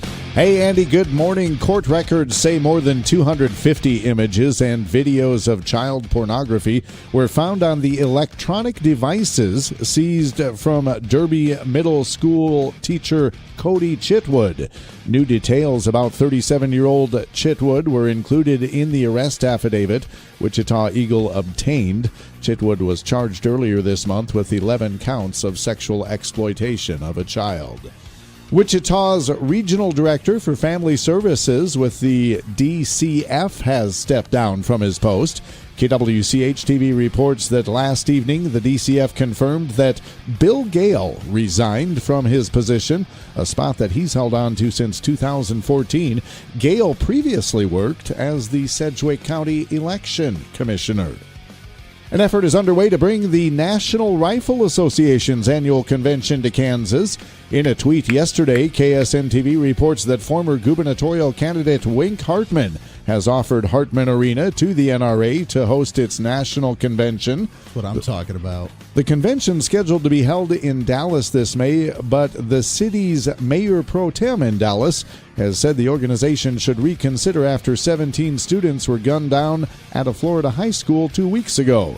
Kansas Secretary of State and gubernatorial candidate Chris Kobach said, quote, I think it's kind of ridiculous that because of a school shooting, some organizations are criticizing the NRA like the NRA caused the shooting, end quote. And the NCAA tournament coming to Wichita in a couple of weeks. Fans are finding out that InTrust Bank Arena is going to be a dry affair. Say what? KSN reports due to NCAA rules, arena officials say you will have to either imbibe before or drink after the games if you want to enjoy a beer or a cocktail, because there will be no alcoholic beverages allowed inside during the tournament. That's the news. I'm out of here. There it is, Rick with the news. And that's the news. Boy, that's kind of a sad ordeal there, not being able to indulge a little bit when it comes to your basketball shenanigans coming up with the NCAA tournament here in the Wichita area. 316-721-8255. Got some calls sitting on the line.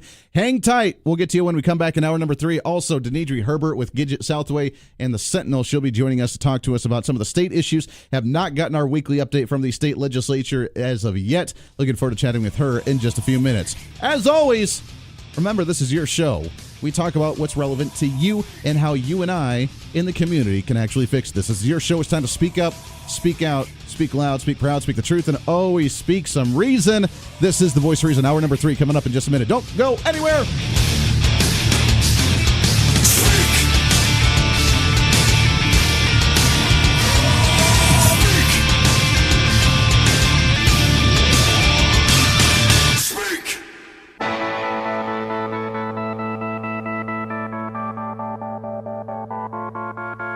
It's time for Reason. But what else can we do?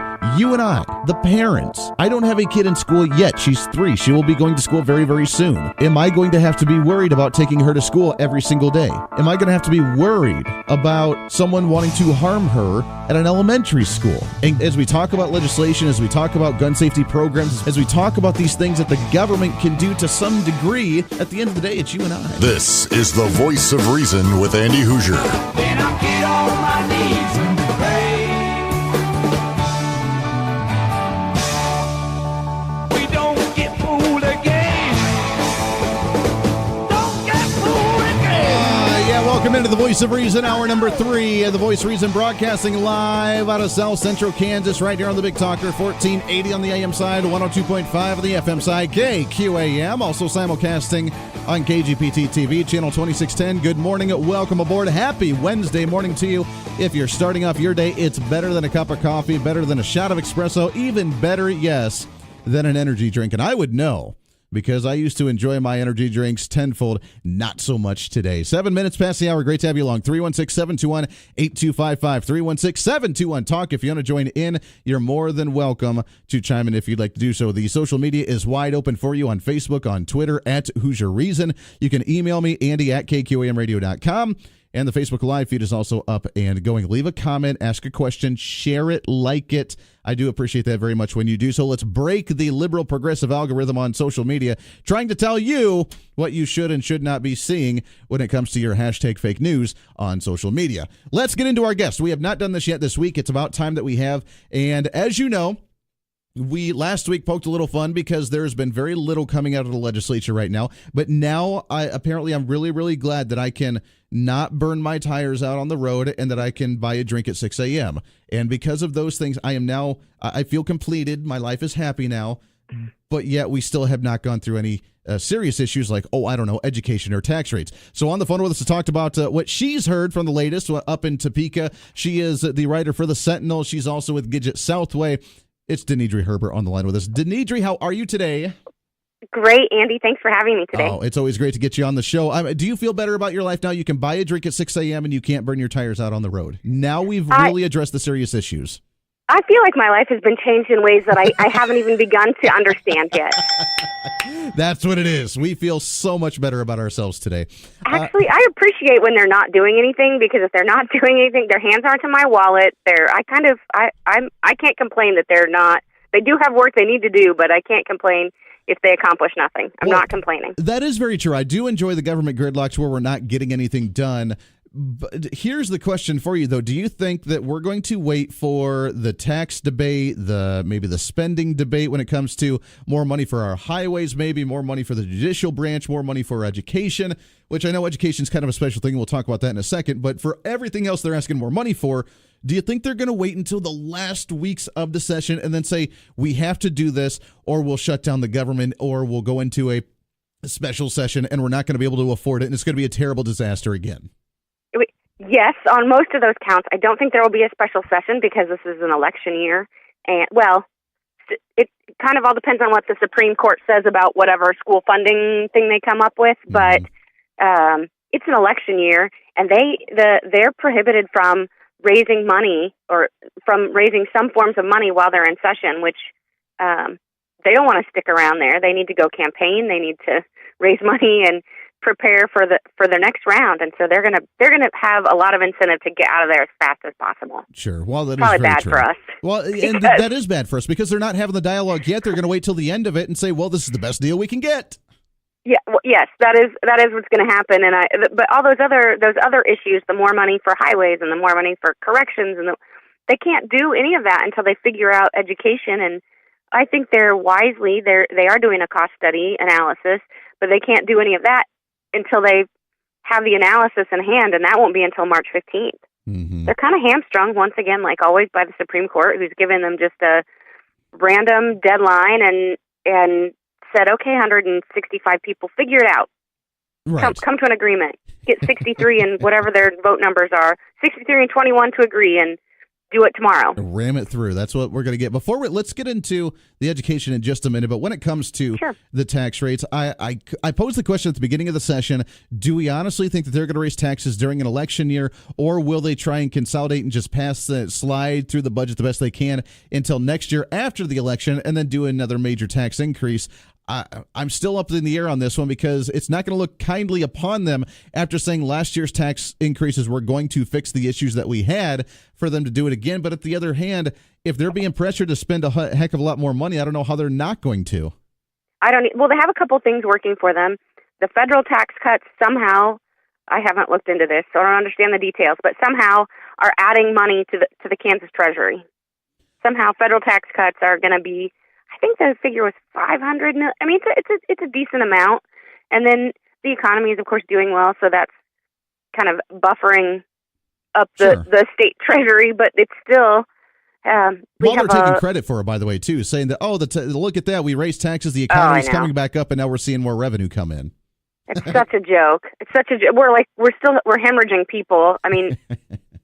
That's a joke. Mm-hmm. It makes me sick. But will we get a tax increase? I suspect yes, but I think they're going to do everything they can to prevent it, not because they're principled or think that the money belongs to the people, but because they have to go stand for re-election in a couple months after they leave session. So sure.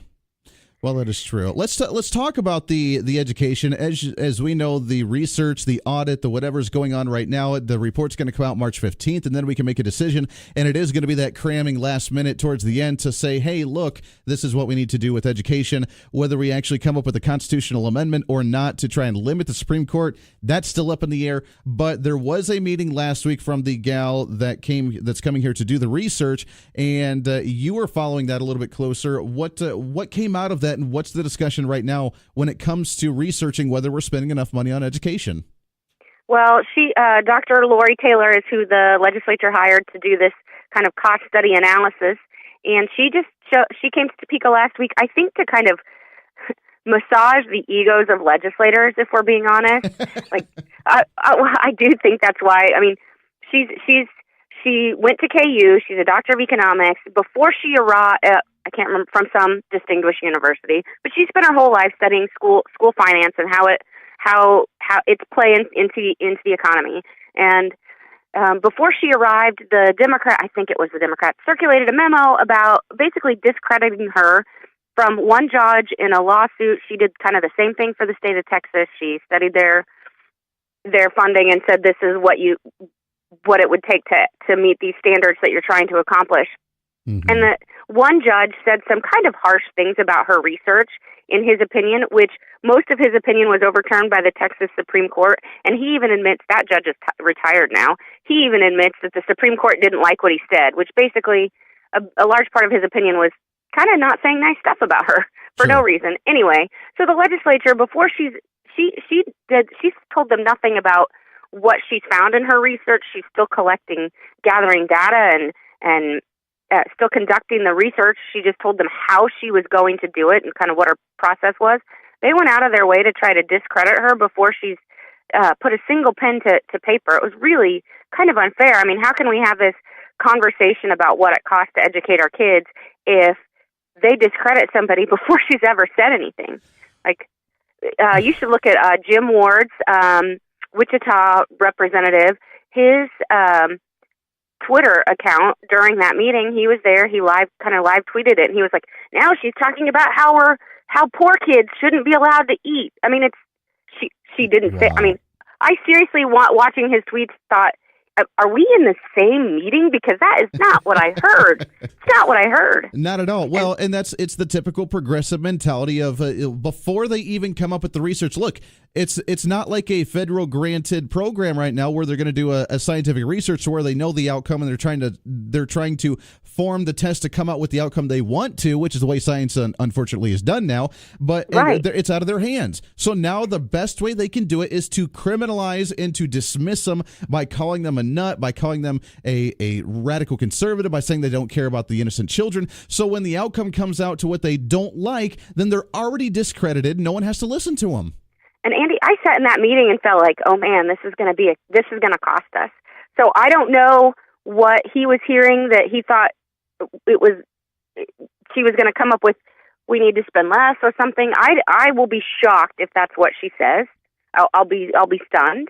But the way she's going to go about the research is what we should want. She's going to go to each building. She's going to look at every building, not every district. She's going to look at buildings in the state, and she's going to determine what is working in the buildings that are working. This is my understanding of how she's doing her research. She's going to find out what's working, and she's going to figure out what it costs in those buildings. And she talked about how, of course, it's going to cost more to teach students who have an English language, who English is a second language, but we're going to kind of parse out, is this district trying to teach students who speak 75 different languages? Because that's going to be more expensive than a district that has to teach a bunch of students who all speak Spanish and English. Sure. So I think she's going to do a very detailed, careful analysis of what it costs, considering all of the differences in geography. And the fact that they went out to discredit her before she'd ever said anything was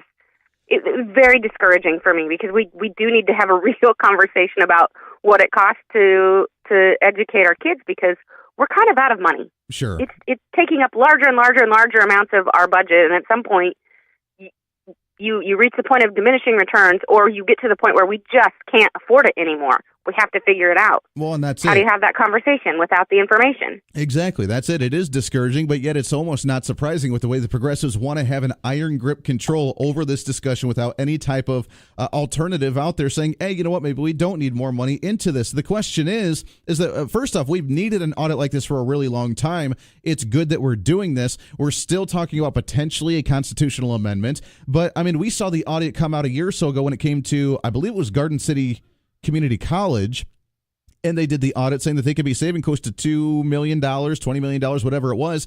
And the university just said, hey, thanks, but we're not going to take that advice. So the question is, when this report comes out, will we take the advice of her, or will we just say, thanks, but no thanks, we're going to go our own way?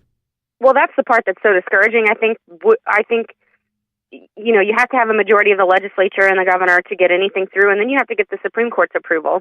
And there are some in the legislature, obviously, who have decided already schools they're going to bend to whatever the demand is. If it's $1 billion, if it's $2 billion, whatever, they say they need it, and we need to give it to them. And honestly, I haven't seen the schools clamoring that loudly for more funding anymore. I think they realize that we've maybe reached a tipping point, that we're kind of done. So there's some in the legislature who are going to, we need to give them more money. We need to give them more money. Yeah, but is that also the political play of just we're on hold until after the election until we can ramp that up again?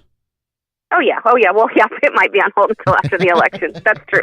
It's because you know that they're always going to be going for that. I mean, I love the quote from Governor Jeff Collier when he did his first joint session address, and he just said that, this litigation's been going on for 50 years. As soon as we included this wording into the Constitution, we need to figure out a way to actually address that. So, it really brought it to light on what we've been fighting and how we actually go about that. Hopefully we can get some good news out there, but, who knows? It's an election year, and they're going to try and play nice and get out as quick as possible and ram something through just to, quote unquote, get something done.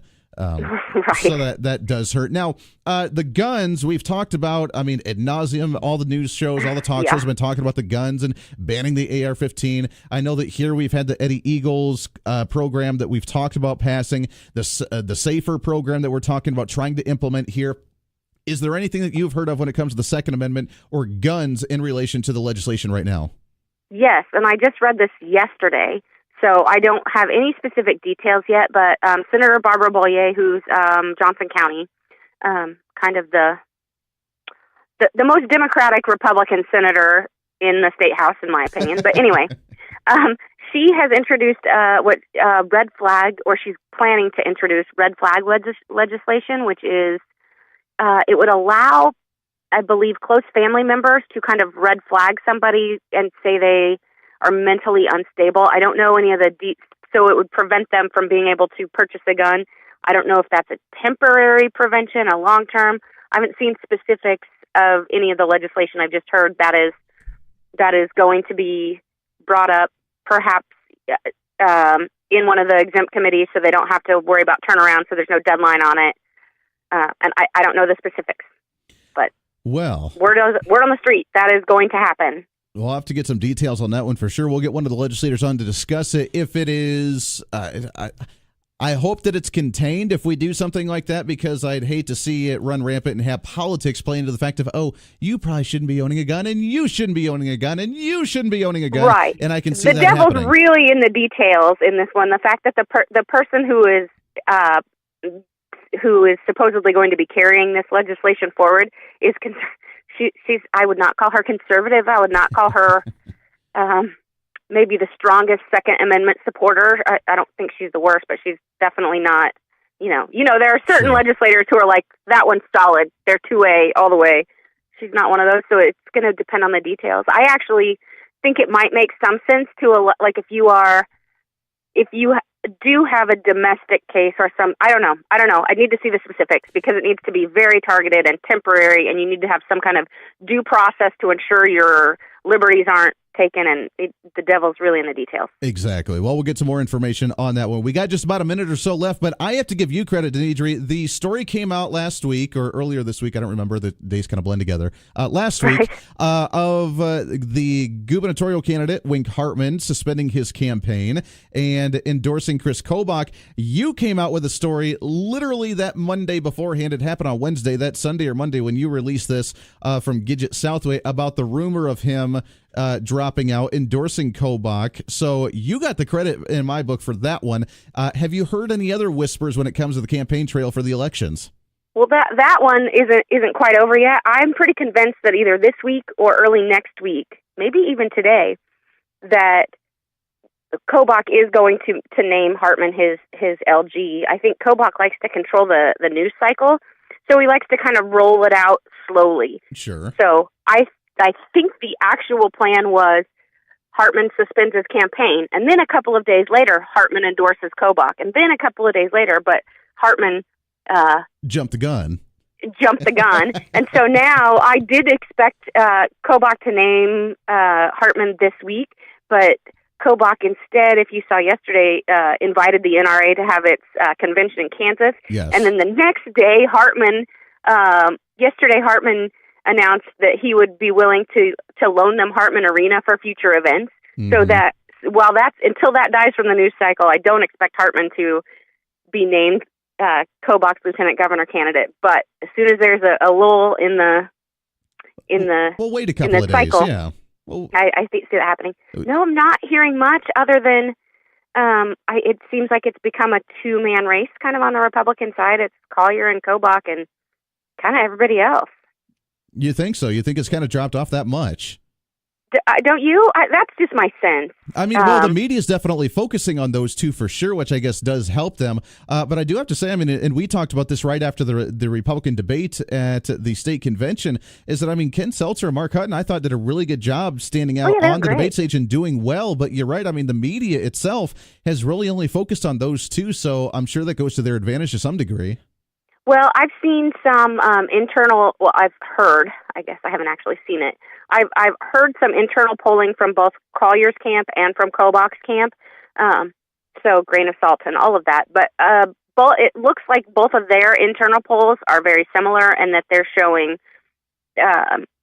Collier and Kobach kind of in the 20s or 30s, depending on the poll, and then everybody else is in the single digits. Like, interesting. They're just not getting traction, and who knows? The news cycle moves really fast. Something could happen, and they do. I will say one thing I reported as Gidget that I think is not accurate. I did say I thought Seltzer and Hutton might be considering teaming up. I don't think that's true. I've kind of heard, that's not happening. So not going to happen. Very interesting. Danedri Herbert, also known as Gidget Southway, writer for the Sentinel. We're out of time, but it's always great to talk to you. So much insight when it comes to this stuff. Keep up the good fight with you guys. We got about 30 seconds, but how's the Sentinel going so far? You guys are still rocking it, aren't you? We're still rocking it. Yeah, it's been a lot of fun, and I'm getting ready to head to Topeka today to cover a dark store theory. It's academic, but it sounds interesting to me. It's about appraisals and property taxes. How fun. Well, Danedri, keep up the good fight. We'll get you back on the show again soon. We'll chat some more. All right. Thank you, Andy. Always a great time. That's Danedri Herbert with the Sentinel, also known as Gidget Southway. 25 minutes past the hour. We'll take a break. Get your thoughts and calls when we come back. This is the Voice of Reason with Andy Hoosier.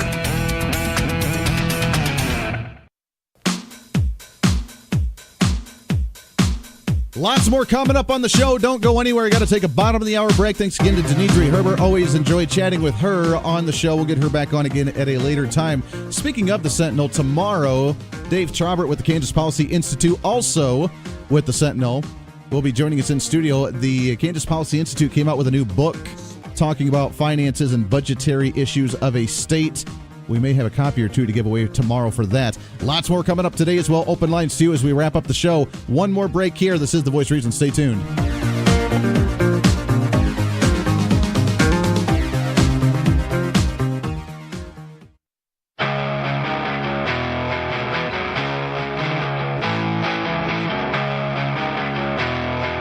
Keeping Republicans and Democrats accountable. This is The Voice of Reason with Andy Hoosier. Welcome back into The Voice of Reason, wrapping up the show today. Boy, I can't believe the show goes by so fast. 3 hours of broadcasting shenanigans. You thought I was going to say something else, didn't you? Shenanigans, because we just like to have a little fun with it. 316-721-8255, 316-721-TALK. 36 minutes past the hour. Appreciate you all hanging out with us today, starting off a Wednesday morning. And with that, it's open lines to you for the last half hour. The lines are lit up. Don't go anywhere. If we don't get to you right away, we're going to go through all of these in order. So let's go to line number 1 here, shall we? Good morning. What's your name? Hi, this is Helen. Hey, good morning, Helen. How are you? Doing just fine. Good. I tuned you in on KGPT 2610 this morning, and I saw you, but I couldn't hear you. There's something wrong with the transmission. Oh no! Well, at least you saw me. So, well, good. We'll pass that along to them. I appreciate you letting me know. We'll pass that along to them. Make sure they're not having any issues on that side. So. Oh, okay. Thanks a bunch. Very good. Very good. Well, Helen, thank you for that. And thank you for checking that out. You can check it out every day live on there as well. You can also see the rerun from 6 to 9 in the evening as well. So it's kind of fun us being able to simulcast both local radio and TV. I appreciate that very much. Let's go back to the phone, shall we? Good morning. What's your name? This is Pam. Oh, good morning, Pam. How's it going? Oh, hanging in there. Good. I'm telling you, all this stuff about this school shooting deal, I've never heard such insanity. I'm beginning to think what we need is a 48-hour moratorium on stupid speech after these things. You know? That is true. We need to calm down with the emotional responses because people are, for whatever reason, now taking the emotional response more serious than we are from the intellectual discussions we're having. Absolutely. And, you know, the first thing that we would hear is, you're infringing on our First Amendment rights. Well, my Second Amendment right, which includes every citizen of just the as country, important. It specifically states shall not be infringed. And they don't mind doing that. They don't care. They don't But care. The thing that is bugging me really bad, we continue to call these rifles assault rifles. This term came from Dianne Feinstein and her cronies when we first banned assault rifles. We've done this all before, didn't work. Stop doing it. Stop doing it. You're right. I actually got a message on social media as well saying the same thing. We need to stop referring to it as assault rifles because you're right. Assault is something that you do. You assault something. You assault somebody. I could assault you with a pencil. Yeah, exactly. I don't remember seeing an assault knife being termed. I don't remember an assault pistol. I don't remember. How about an assault vehicle? Sure. You know, I don't we've remember been those. seeing that, but we're not outlying cars. Mm-hmm. You know? And that's not even what AR stands for, by the way. Assault rifle. It's not even what it stands for. So we need to remember the terminology here. We use that terminology so that way the slower part of the class that's trying to grasp the concept of conservatism can understand. But you're right. The assault rifle is not what AR actually stands for, nor does assault actually fit into what a gun does, because I'm pretty sure that a gun cannot go out and assault somebody. It is a person that assaults somebody using a tool that is the rifle at that time. And that could be anything. Like you said, someone mentioned a machete earlier, or a pencil, or a knife, or a car, or it does not matter. I mean, we could use the Build-A-Bear to go and get a hard Build-A-Bear and throw it at somebody and harm somebody, and then that would be considered the assault bear. Yep. Well, and Feinstein sat up there when they originally banned assault rifles. She sat up there with a big book of guns, and flipped through the pages, and the ones she thought looked scary, she deemed an assault weapon. An assault weapon. Yes. So true. So true. I heard the fantastic John Lott on a program the other day, and he said that this stuff did not start until the federal government deemed all the schools gun-free zones in 1995. Sure. You know, and we keep hearing, you know, I thought with the internet, we don't have internet. And I feel smarter than all these people that have internet, that have access to all this information. Mm-hmm. I mean, we're calling all these things school shootings because they were in the vicinity of a school and shot themselves or shot a window out or... Sure. They're within the vicinity, and therefore they, it's considered. And then look at all the number of mass school shootings that are happening across the country. Pam, I love it. I appreciate it very much. I want to get to some more phone calls here, but you're absolutely right. I think, remember back in the day, they used to have the different animals that would come in, or people in the costumes of the animals, to try and promote some type of agenda. They would try and to talk about sexual harassment, or they try and talk about don't smoke, or they try and talk about something to teach the kids. Maybe we need to have an assault panda in order for us to have the assault panda come to the school and say, don't assault anybody with a gun, kids. You can apparently do it with an assault knife, but don't do it with an assault gun. That's where we're at today in society. Welcome into it. 316-721-8255. Let's take another phone call. Good morning. What's your name? It's Wallace. Wallace, what's going on, sir? You know, your idea of the panda, they ought to just use Smokey the Bear, call him Smoke You the Bear. That's right, Smokey the Bear. Only you can prevent school shootings. Yes, Smoke You the Bear.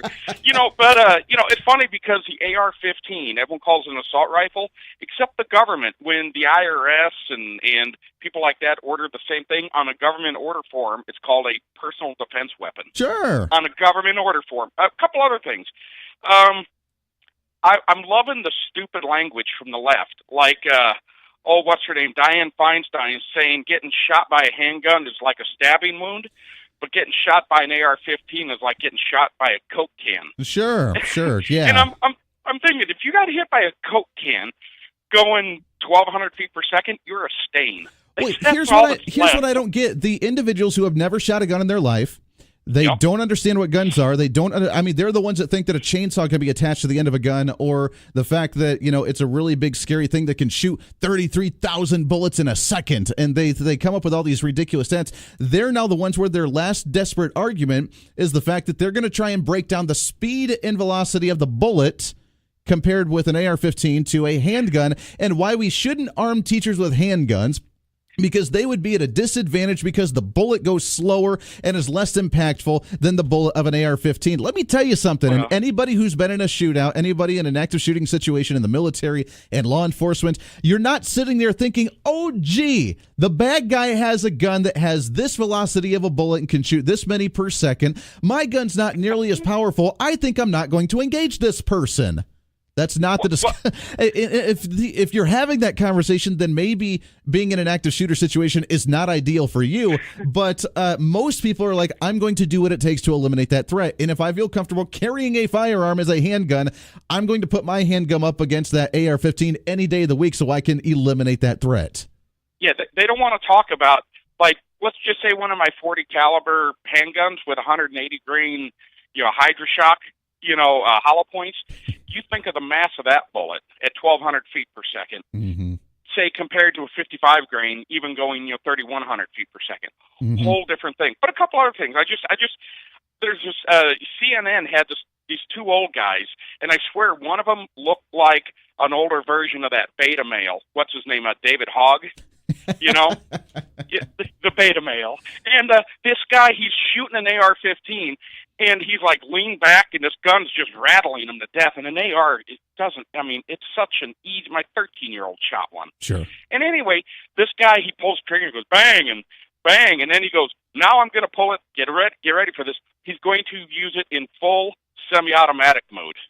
Okay. Full semi-automatic. Semi-automatic mode. Yeah, full semi-automatic. I'm learning so much about guns.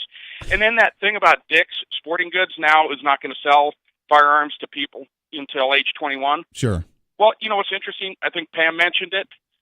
Guns or knives kill 4 times as many people every year than all rifles combined. Sure. We need to call Dix. Everyone who's listening, call Dix and tell them to ban knives until age 21. Until the age of 21. That's right. If it's about saving lives, well, you know, knives kill. Exactly. Yeah. You know, no, let's take it even further. And as I mentioned in the last hour and reading the statistics, if we're going to have an address on safety of children, then regardless of the average of out of the 55 million students in the school system a year, that 10 on average die from a shooting each year, as opposed to the close to 300,000+ individuals of teenagers who commit suicide, largely based on online and cyberbullying. Maybe we should ban social media until the age of 21. We should ban driving until the age of 21. We should ban voting until the age of 21. We should ban smoking and drinking until we should just prolong adulthood until at least 21, and then maybe even, heck, let's go to 26, because that's when you have to get your own insurance anyways. Andy, keep this in mind. Last month? Or it was just recently. They did a big survey of millennials. Millennials don't consider themselves to be adults until age 24. Well, to the age of 30. Well, okay, so 30. I've seen 24, so 30. So if this very own group of people don't think that they're adults until 24 or 30, then why not restrict their age to vote? You know, why not restrict their access to social media? I mean, like, I've for the last 10 days, I've brought the social media thing out. I went to the cyberbully hotline. This isn't just me pulling numbers up. 4,500 kids a year commit suicide from cyberbullying alone. Mm-hmm. Over 1 million days of school are missed from people being cyberbullied.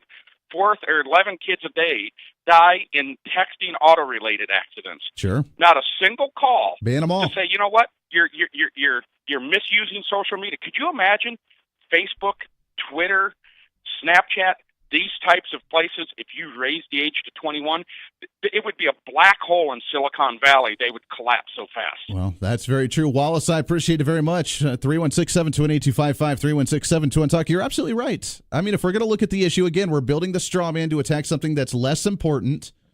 That is still an issue. Let's address it, but it's less of a factor on our daily basis lives when it comes to safety of our children, as opposed to something like cyberbullying and teenage suicide rates. Let's address that. Why hasn't anybody talked about that? Oh, yeah, that's right, because they can't ban something like that. They want to be able to influence these children at a young age on social media while we scare them about how guns are evil. Let's go back to the phone. Shall we? Good morning. What's your name? My name is Eddie. Eddie, good morning, sir. How are you? Short report. I turned on my TV and channel 26.10. Both the audio and video are just fine coming from my television. They are working on there. Very good. I appreciate that update. So it is working smoothly, and we're rocking and rolling on TV. Oh, you guys always rock and roll on TV. I mean, you sit back there and you look so pretty, you know. Well, I don't know about that. I'm just curious about one thing. Since you look so pretty, not talking about this radio station, but have you ever had any like 80-year-old women radio station owners that kind of took a little more of a shining to you? Did you ever have a Me Too moment? I have not had a hashtag Me Too moment yet, but I'm prepared. My hashtag is ready, so at any time I can say hashtag Me Too. Oh boy, won't that be nice? Okay, there it is. You have the most beautiful day, but I just want to let you know, as far as my television is concerned, fine. All Beautiful. is rocking. You I take love care. it. I appreciate it, Eddie, very much there. 316-728-82. No, I am ready. Don't say I'm pretty there. I have a face for radio. Why they stuck the cameras in my face, I don't know. I've always said since broadcasting school that I got that face for radio, and you know what? But I am prepared anytime. Hashtag Me Too. Let's go back to the phone, shall we? Good morning. What's your name? Doug. Hey, good morning, Doug. How are you? Oh, I'm doing all right. Good. I'm liking your show a lot. Thank you. I appreciate that. I like what the people are saying, and I just like to hear a lot more talk about going in the direction of kindness and compassion and caring in our world. Sure. We're all humans. I don't believe in being white or black. Sure. Or any color. I believe in we're a human race. That's everybody's equal. We need to make everybody happy. It's our community that's going to make that a better place. Yeah, but it's like we've been fighting for 5,000 years in the world. You'd think people would get tired of it and try to go a different direction. Sure. And I agree with the fact that guns can't do anything on their own, and all that. But it just depresses me to the max that we can't take a different direction in the human race and start going towards love instead of all this hate. Because this never worked. We proved it. We've done it for 5,000 years. Sure. I'd like to see a lot more campaigns on humanity and caring for each other. I agree. Did you, Doug, did you hear the beginning of the 7 o'clock hour? We talked about that, and I'm so glad you brought it up again because Andover School had started a kindness project about trying to say, you know what, the children wanted to do this kindness project. It's a hashtag, the kindness movement, or whatever they end up calling it, and wanting to do something good for their peers. If they don't have anything nice, I mean, going back to the golden rule, if you don't have anything nice to say about somebody, don't say anything at all. Try and say something positive instead of negative, trying to actually do something good for the community. And it's the same thing what happened with the shooting that I was involved in my high school in 2006. I mean, it was a what we had called a random act of violence because the individual had no motive. He just wanted to commit suicide, wanted to do something bad. So we turned it into, as a community, the random acts of kindness in order to offset it and heal as a community, to do something good. And when communities do that, regardless of what the national politics say, regardless of what the media says, when a community looks out for one another, when you look out for your neighbors, they look out for you, everybody's happy and we all get along and we just go about our business and do our thing, people are going to recognize that, see that, and they're going to use it as an example, and then the flame is going to start nationwide, and we can start making our country a better place. Yeah. And I think our kids are a lot more intelligent about those things today than we were. Sure. Believe it or not, they've got the whole internet. There's nothing they don't know. Well, that is true. Although on the other hand, that can be dangerous as well. I mean, Jonah Goldberg mentioned it can, but that comes with the change of our heart and our mind, and in our direction and our pursuits of kindness instead of wanting to dominate somebody and that's where it needs to change. It's in our hearts, in our minds, and I think our kids are headed in that direction. I completely agree. All right, Doug. I love it. I appreciate the call very much. You hit it right on the head right there. It's not the gun issue. It's not the inanimate object. It is the fact that we, as you and I, the average day individual, taking care of our family, going to work, providing for our families, working up the corporate ladder, trying to do better every day, trying to make ourselves a better person, trying to hold ourselves accountable, having the family values, and holding ourselves to a standard. By just working on that, again, bringing that back into society, we would see 99% of these issues go away. Fighting the opioid epidemic, yeah, we can address that. Fighting criminals and insane people with guns, yeah, we can address that. Finding individuals that just want to watch the world burn, yeah, we need to address that. But at the end of the day, 99% of that stuff would go away when we work to make ourselves a better person and we take care of the community around us. All of it could be solved. I know it's the peace, love, happy thing. It's free love and the peace around the world, which peace is never going to happen around the world. There's too many different ideas and religions around that's always going to cause conflict, but we can do it within our communities. And when the local communities begin to do that, everything's going to be going back to the local level. We can see a major difference when we actually address that. Got to take one more break, 7 minutes to the top of the hour. Wrapping up the show today. This is The Voice of Reason. The Voice of Reason with Andy Hoosier.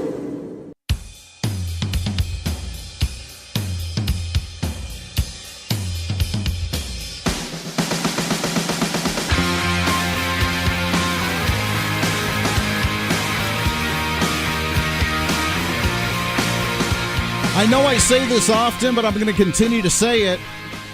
If you don't do it yourself, it ain't going to get done. I learned that at a very young age. Even in politics, if you don't do it yourself, it just ain't going to get done. And when it comes to safety, when it comes to the community, when it comes to wanting to make the community a better place, if you don't do it, no one else is going to. Yeah. Yeah, there it is. Scott Stiles over from the Game Plan on KGSO. Lots to get to tomorrow. You're not going to want to miss it. Thank everybody again for listening to the show each and every day.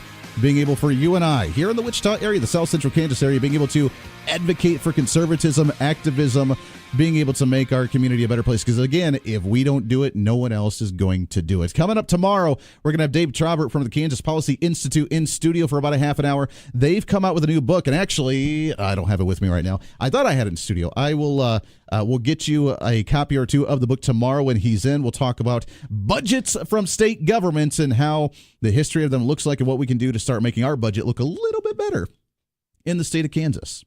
We can do that. I don't know if anybody was aware, but the Olympics are over as well. Oh, yeah. That's right. Basketball tournament's beginning. You've been hearing the promos when it comes to March Madness. We'll have, the March Madness. We'll have our brackets coming out next week. Get ready for that. More information coming. So other than the politics, lots of things happening again right here in our community. Going to be a lot of fun. We'll keep you posted on those. This is your show. As always, time to speak up, speak out, speak loud, speak proud, speak the truth, and always speak some reason. This is the Voice of Reason. Have a great Wednesday, everybody.